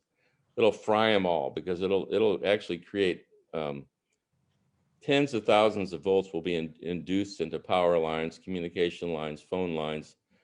And if they go into an unshielded device, they'll destroy it. So if that happens at a nuclear power plant, one bomb could probably knock out 10 to 20 different nuclear power plants at the same time. It would disable or destroy their cooling systems. And nuclear power plants usually have about a couple 100,000 gallons of water per minute going through their reactor core, because there's so much heat in there. And if the emergency cooling system doesn't come on in a matter of seconds, it takes, in 7 minutes, it'll heat up enough to where the fuel rods will start, the zirconium cladding will start being damaged, and the reactor will melt down in 30 minutes to an hour. So this is another thing that, it's that they've actually had reports on this since the 1990s, but they've all been censored from congressional inquiries. I was wondering why don't you hear about this? And I was working with somebody in the Air Force who actually finally there's 2 studies from the U.S. Air Academy that have come out. So, it's another grim thing about nuclear weapons, but it's just, we have to get people to understand that the enemy isn't the other countries. The enemy is really the weapons.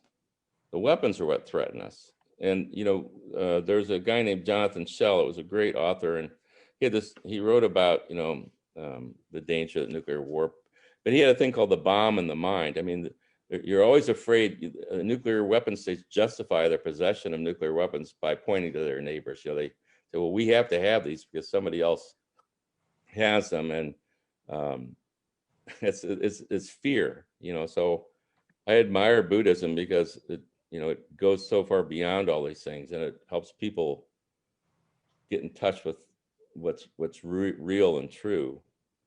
So I'm very much lacking on an individual level for a lot of those things, but I still try to do the best I can to inform people about these dangers. Thank you.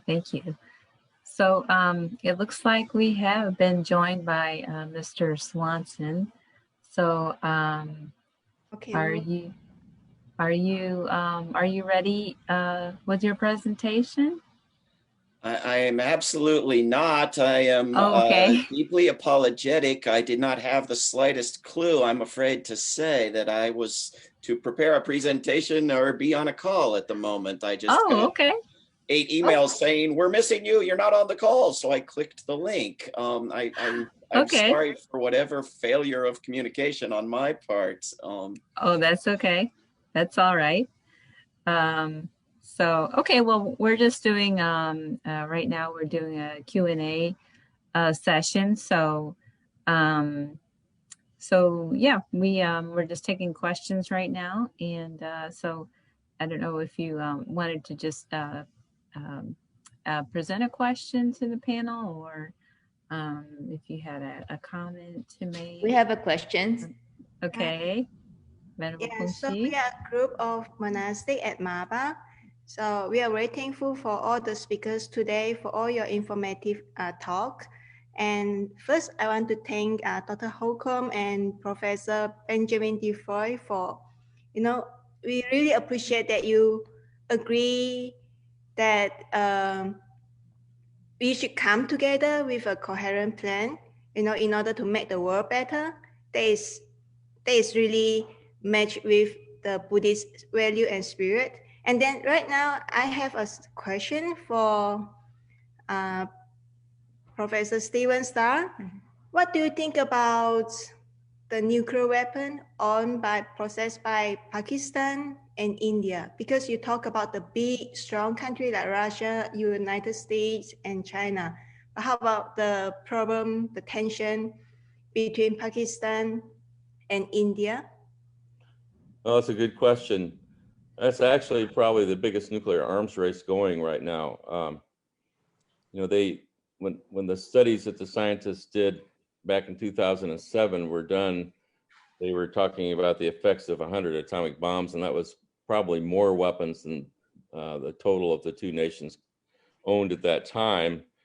But they've just done another study on what a nuclear war would look like between them in about 4 to 5 years from now, when they expected to have between 250 and 300 nuclear weapons. And the effects are much more pronounced than what I described in my presentation. The smoke that would be created from a war like that would start to approach what would happen if, from the launch-ready nuclear weapons to the U.S. and Russia, they, instead of 5 million tons, they're talking about 36 million tons of smoke. So that would cause mass famine. It would greatly decrease the growing seasons. But I gave a talk in Geneva, I guess about 2009, and the ambassadors from India and Pakistan were there. It was sponsored by New Zealand and Switzerland. And the ambassador from Pakistan shook my hand. He said, thank you, because I talked about these studies.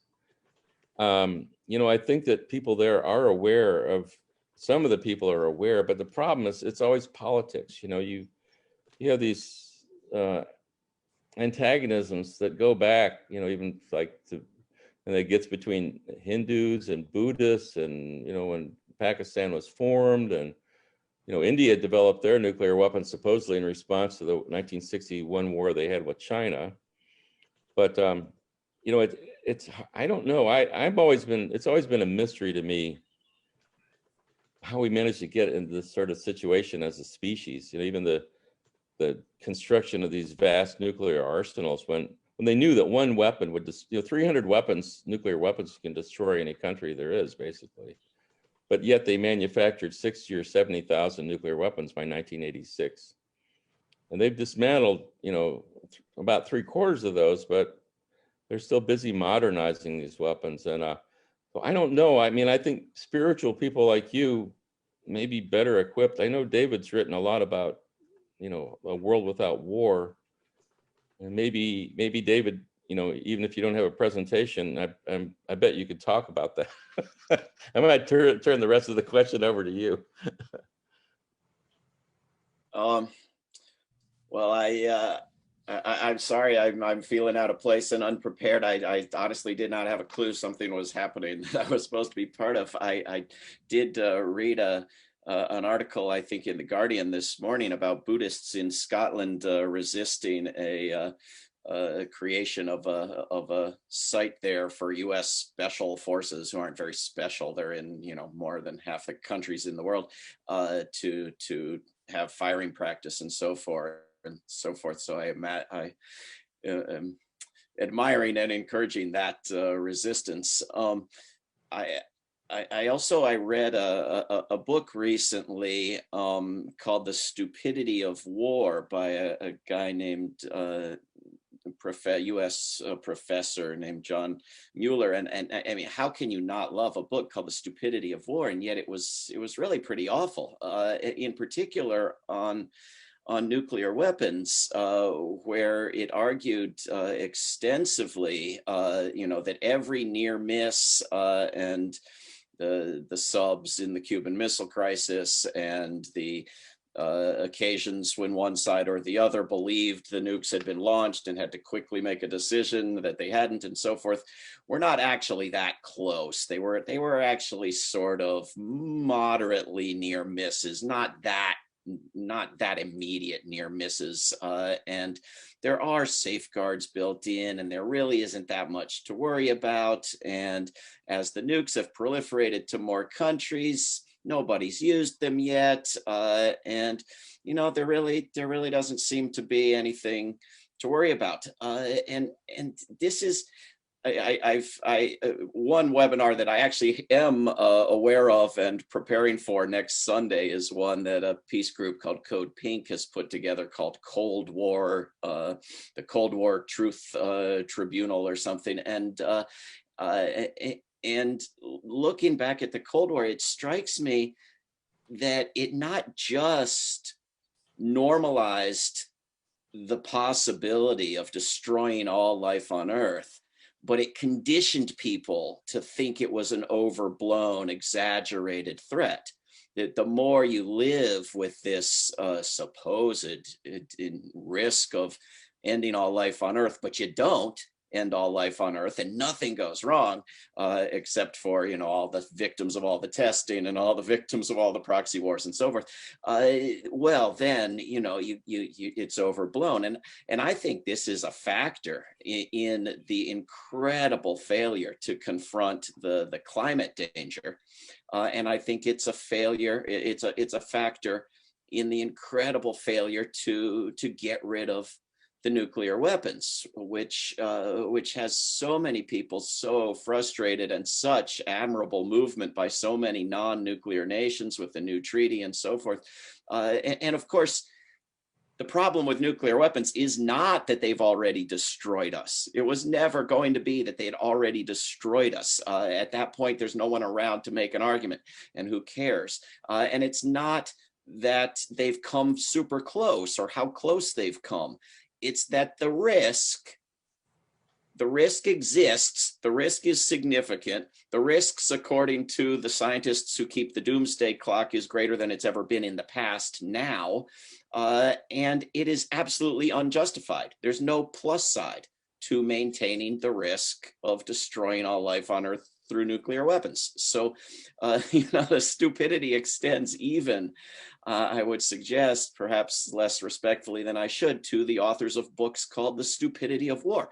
You just can't maintain the reckless risking of all life on Earth, whether through energy policies or lifestyles or the maintenance of these nuclear arsenals. And the proliferation is not going to stop, and the wars are not going to stop unless this is, you know, unless this is changed, unless we shift from having presidents like Obama who go to Hiroshima and say, we really should get rid of these things in some future lifetime, to having a movement that can compel so-called leaders to say, yeah, actually, we're going to get rid of these things in our lifetime, you know, because it's not really an option anymore. The climate destruction combined with the militarism that is such a huge part of the climate and environmental destruction is going to end all life on Earth in the relatively short term if we don't dramatically change course. Elliot, you had a question? Yeah. I very much agree with what David was saying, that even the folks who are criticizing our stupidity somehow sometimes seem to be within it. And I guess I'm fond of authors who are pointing to the fact that so much of what we're doing around the world is almost suicidal. There's a kind of consciousness that's we're missing it. We're not seeing clearly. And so Buddhism and meditation offer an antidote to that, but I don't think the whole world's going to become Buddhist because people are committed to their Christianity or Judaism or Islam. So how can we take the insights and put them in a form, perhaps a secular form, that can be understood by the world and can gradually, because it's going to take some time, I think, free us from whatever the myopia is that leave us on this suicidal path. I'm very fond of an author, well, I'm going to mention two authors. One, Joanna Macy. I don't know if any of you are familiar with her. She's a Buddhist scholar who also has a PhD, I think, in systems theory, and has kind of a movement of sorts called around the Great Turning, she calls it. One of her books is titled Active Hope: How to Face the Mess We're In Without Going Crazy. And so obviously she draws upon Buddhism as a way to look at reality and face reality so that you can respond intelligently. And the Great Turning is this notion that we need a major shift in our consciousness, our awareness of our interconnectedness and with each other and with life. And without that, we're probably going to stay on a crazy path. The other author whom I'll mention is Charles Eisenstein. He's the author of one book is The More Beautiful World Our Hearts Know Is Possible. And so he says, in addition to using our minds, we need to be, our whole society needs more respect for compassion, that people are compassionate, but somehow our sciences have dismissed that. And we need somehow to cultivate that. Another one of his books is Sacred Economics. Anyhow, somehow we need to, we've well elucidated the problems. So the question I think that remains, that we've hinted at some, but is how do we shift people's consciousness? How do we free ourselves from the Maya, from the illusion that we're so caught up in, that we keep the bombs, that we keep polluting, that we allow our economics, short-term thinking to dominate? That's, I guess, I don't know if anyone can speak to that. How do we educate one another and awaken one another and free ourselves from the myopia? A simple answer would be to lead by example. You know, we vote with our dollars, so what we buy, you know, just ensures that another one of those products will end up on the shelf. So.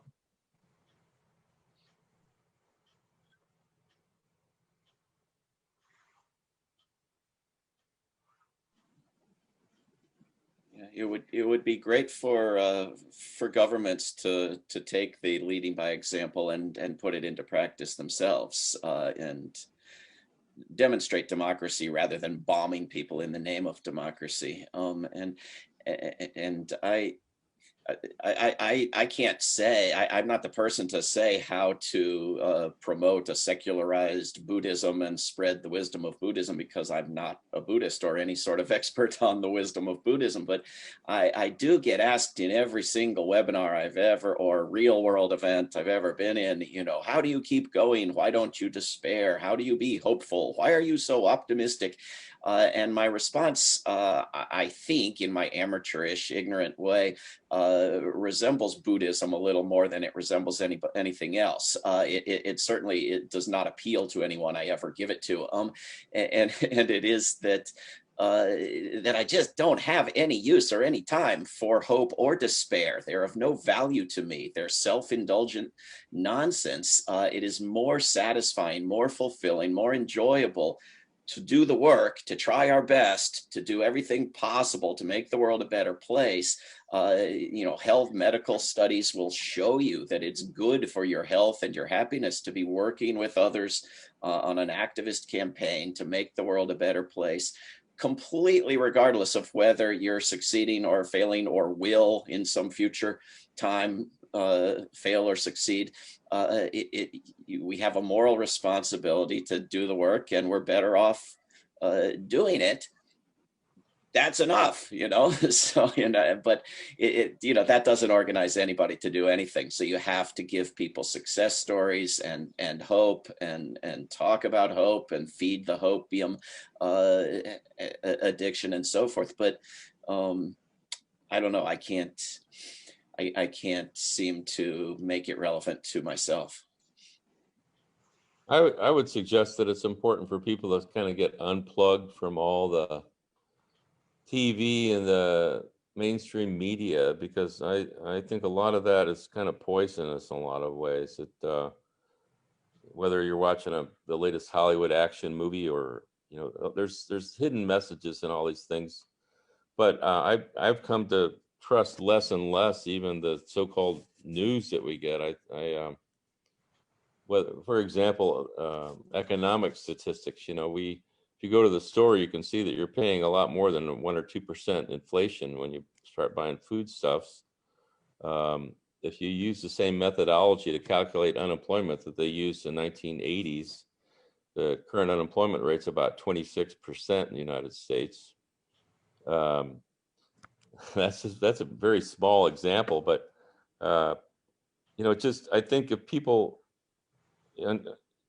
can get away from, you know, all the TV and maybe look more at alternative news sources, that's one thing that's a good thing to do. I use my computer a lot, but I don't have a television anymore. And I think it makes me a lot happier in some ways. I go outside every day and try to work in the garden. And I know that's not an option for a lot of people, but you know, like David said, I think, you know, working together with people on a positive project, a community, I think local things are probably more important than anything at this point. In my opinion, the federal government's gotten pretty detached from most common people. We've tried to elect one president after another to stop all these wars, and it never seems to work, you know. So I think maybe think globally, act locally is a good way to approach things. I agree with all of that. Act locally and act globally, but acting nationally, that in between level is the really hard one in the most war saturated nation around. Yeah, I haven't watched TV news or TV shows in decades. The only downside is you don't know what's going on through other people's minds. You don't know where the nonsense that's showing up on your computer is coming from unless you figure out some way to get informed what people are seeing on their televisions. May I jump in? Please. Okay. I think the Buddha said we have all audacity or pride of youth, health, life. We never think of dying any moment. The same happens here. All scientists and knowledgeable people say we are at just 100 seconds before the end of the world. Same way, we are pride, audacity, and illusion or stupidity, as David and Star said.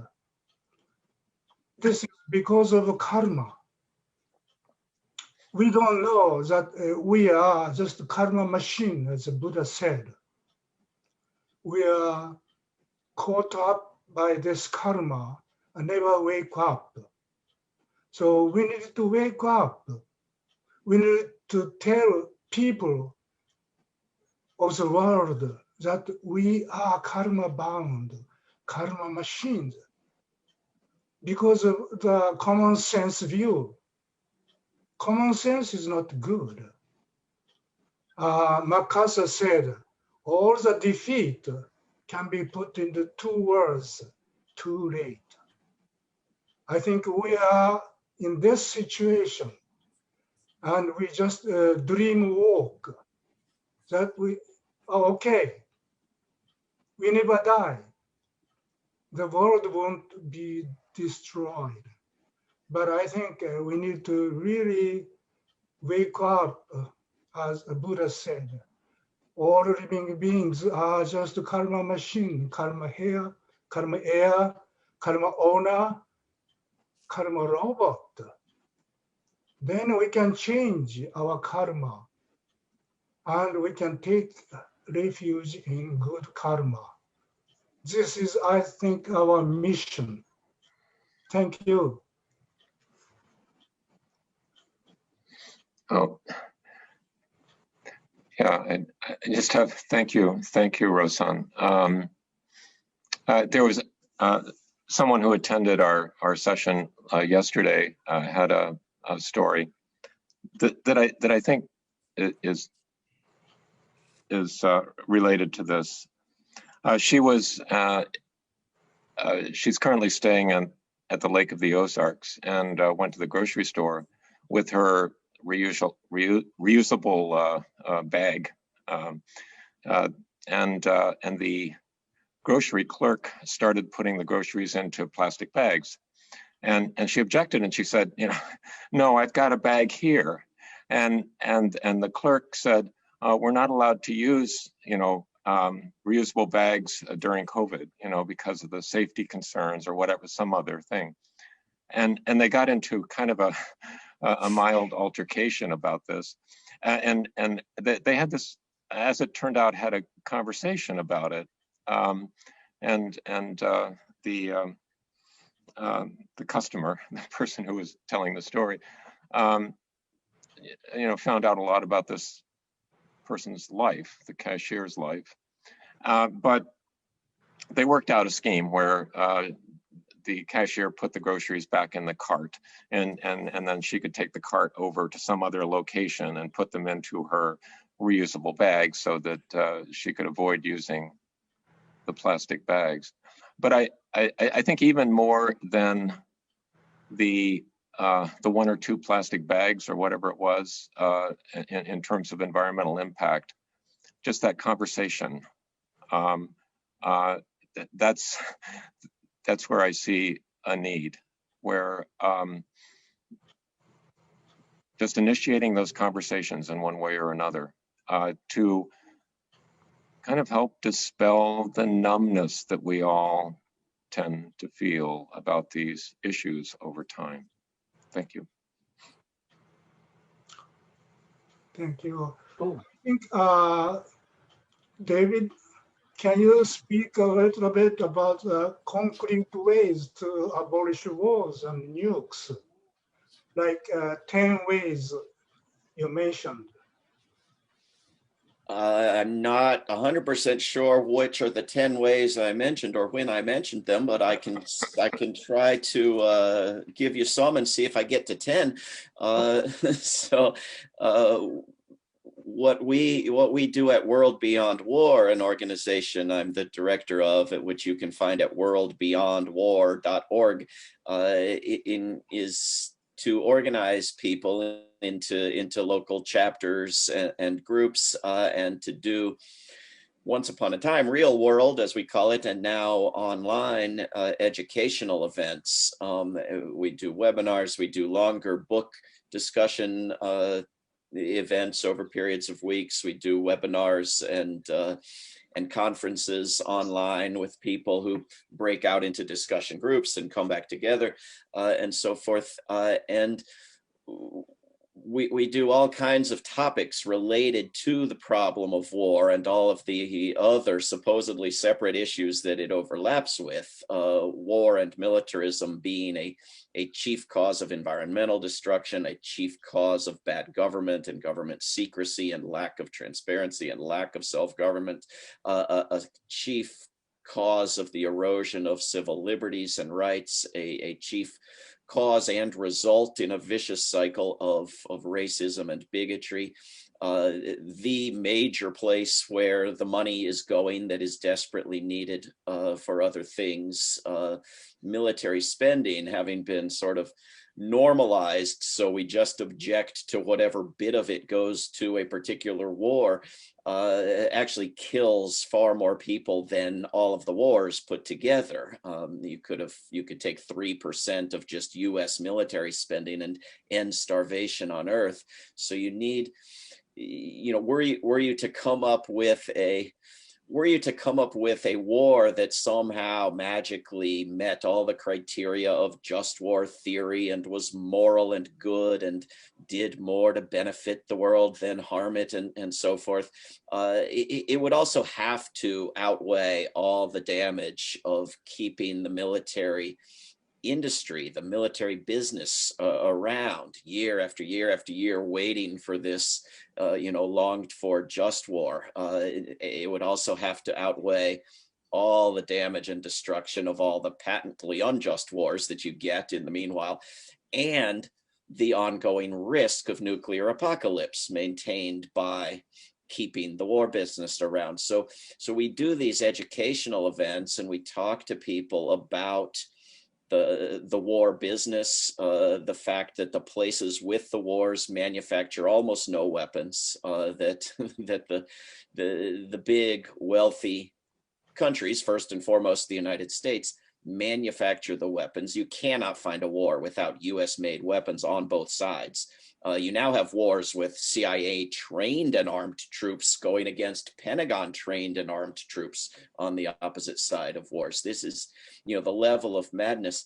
You have a US political culture in which people talk about opposition to dictatorship, and Donald Trump meets with the leader of North Korea and people have a heart attack. Bernie Sanders says something less than murderous about Fidel Castro and people faint and have spasms. And yet, if you take the 50 most oppressive governments on earth by the US government's listing, the US government arms, trains, funds, or more than one of those three things, 48 of them, 96% of the most oppressive governments on earth.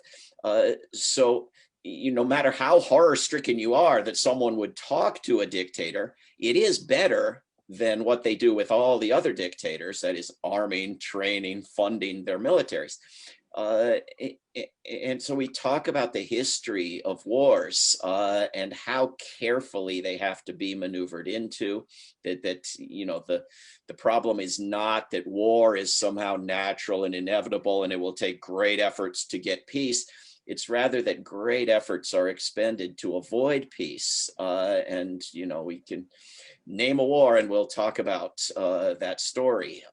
Name a war and we'll discuss why it wasn't just, which, and of course I do a magic trick where I say, can somebody name a war in the past that was perhaps justified? Let me write it down for you. And then they all scream World War II and I hold up the sign that says World War II. Aha, I have magic powers. But of course we have this saturated culture with mythology surrounding World War II, the worst thing ever done by humanity to humanity, but the most glorified and misunderstood and lied about thing. And so, you know, we do these educational events, and we survey people at the beginning and at the end, and you can move almost everybody. Rarely is there, you know, at the beginning you say, who believes wars can sometimes be justified? And you get, you know, if it's a peace group, you get a third of the people. If it's general public, you get half the people. If it's general public in the United States, you get 3/4 of the people.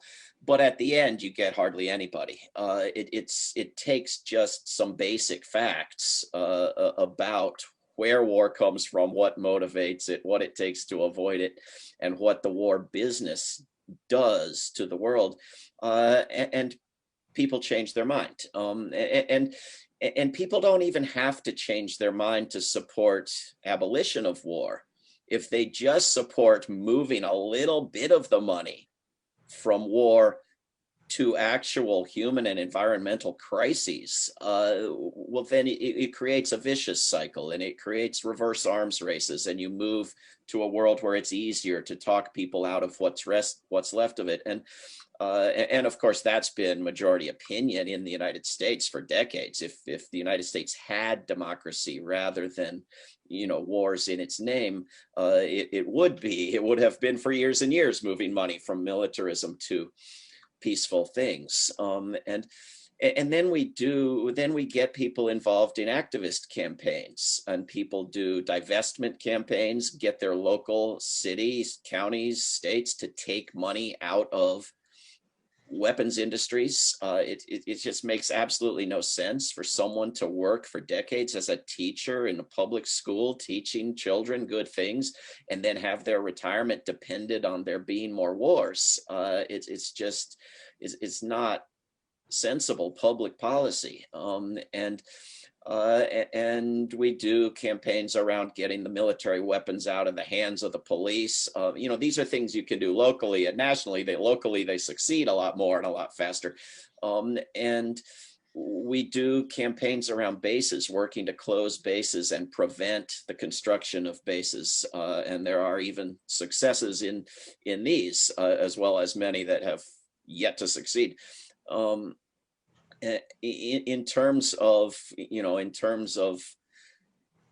local actions in the United States, you know, there are many educational events you can do, and there are many resolutions you can pass through local government, and there are many projects you can set up, including studies of conversion and what would be just the economic benefits of conversion, because people suffer under this delusion that, well, wars do mostly slaughter innocent children far away, and they destroy the natural environment, and they strip away the resources we badly need for, you know, critical steps to survive on Earth. But at least they're a jobs program, right? So there's just maybe that outweighs all the rest. Who knows? But it isn't true, right? It's a blatant lie. You spend the same dollars on infrastructure or education or energy, or never tax it from working people in the first place, and you get more jobs than spending it on militarism. So military spending actually reduces jobs. It's very hard for people to grasp because everybody's neighbor works for the subcontractor of the subcontractor, but it's actually true. Military spending reduces jobs, doesn't create jobs. And so, you know, you can actually get money from the federal government to set up a local study of what would just be the economic benefits, never mind the moral and environmental and democratic benefits of converting from military industries to peaceful industries. If you've found the one spot in the United States to live that doesn't have military industries, please tell the rest of us where it is, because we'll set up another project which will be for everybody to move there. But in terms of national efforts at the moment, you know, there are several that we're trying. We think it would be appropriate to prevent Rahm Emanuel being the United States ambassador to Japan or China.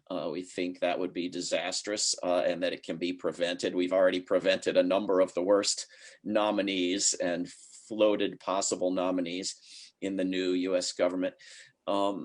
We think it's possible to get the United States to lift the deadly to lift the incredibly lawless and deadly sanctions on numerous countries, and the outrageously lawless sanctions on the top prosecutors at the International Criminal Court. It's hard to get more lawless than that.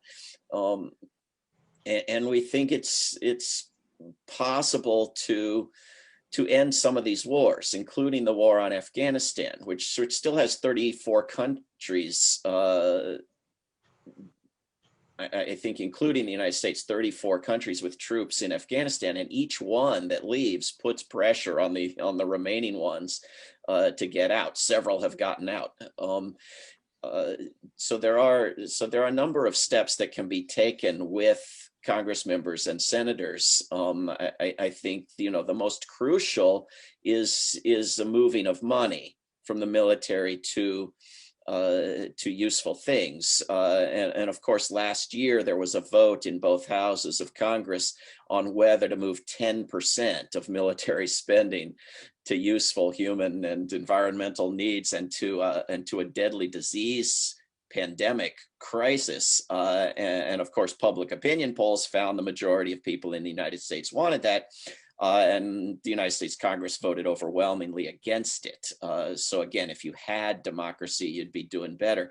And so there's an increased push in Congress to try that again. Can we move just 10%?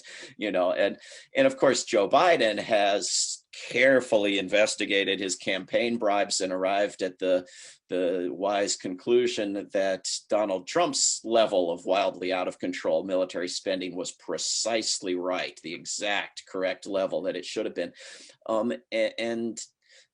And so you have a couple of Congress members setting up a new caucus called the Defense, misnamed the Defense Spending Reduction Caucus. And so people are getting their Congress members to join this caucus that has this nice name, but it doesn't commit them to anything. It commits them to, having their name on something that puts out press releases that says we should reduce military spending. So that's one. There are numerous things that we can lobby for and educate people while lobbying for. Okay, thank you so much, Mr. Swanson. Okay, so we've arrived at the end of our program. And so I would like to remind everyone of the link there to donate, if you're able to the Buddhist Council. And we'll be forwarding those funds to the St. Louis Food Bank, St. Louis area food bank. And so thank you again, to all of our speakers, so much for sharing your information and presentations. Thank you for everyone who joined us, for coming to learn, to help be a part of the solution for ending our problems. And so we will be finishing with Dr. Kongsak, who will be leading us in the Supreme Attitudes and for dedication of merit. Dr. Kongsak.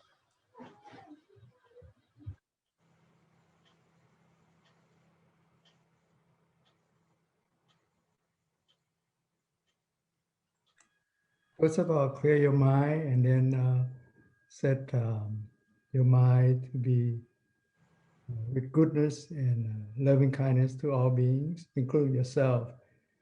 Start to pretend that you're a broadcasting station, broadcast your goodness, happiness, and loving kindness to all beings. Start together. May all living beings be happy. May all living beings be free from animosity. May all living beings be free from oppression. May all living beings be free from trouble. May all living beings look after themselves with ease. May all living beings be free from all stress and suffering. May all living beings not be deprived of the good fortune they have attained. All living beings are the owners of their karma, heir to their karma, born of their karma, related through their karma, and live dependently on their karma. Whatever they do for good or for evil, to that will therefore err. May there be every good blessings. May the Devas protect you. By the power of the Buddhas, may you forever be well. May there be every good blessings. May the Devas protect you. By the power of the Dharma, may you forever be well. May there be every good blessing. May the Devas protect you. By the power of the Sangha, may you forever be well. Okay, next we'll do blessing words. Okay, first I'll do in Thai, in Pali rather.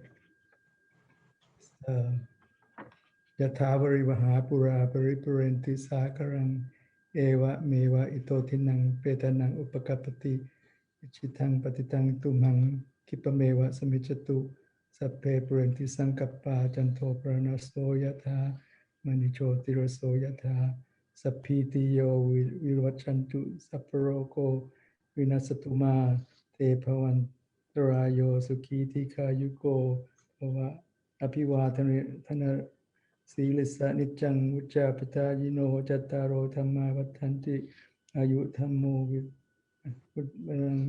Sukhang Palam. Okay, now I'll translate for you. Just as the stream filling the riverbed will fill the ocean, even so with the merits of sharing benefit the deceased. Whatever you wish for, may it come quickly. May all wishes come true, and may the shine as the shining moon on the full moon night, and as a gorgeous sparkling gem. May all distress be dispelled. May all sicknesses be dispersed. May no dangers come to you. May you live long and happy. May one who is humble and honors the elders be blessed with these four qualities: longevity, beauty, happiness, and strength. Okay, that's it. Thank you. Thank you, Dr. Kongsak, and thank you again to everyone for joining us, and hope you enjoy the rest of your lovely day. Bye. Bye.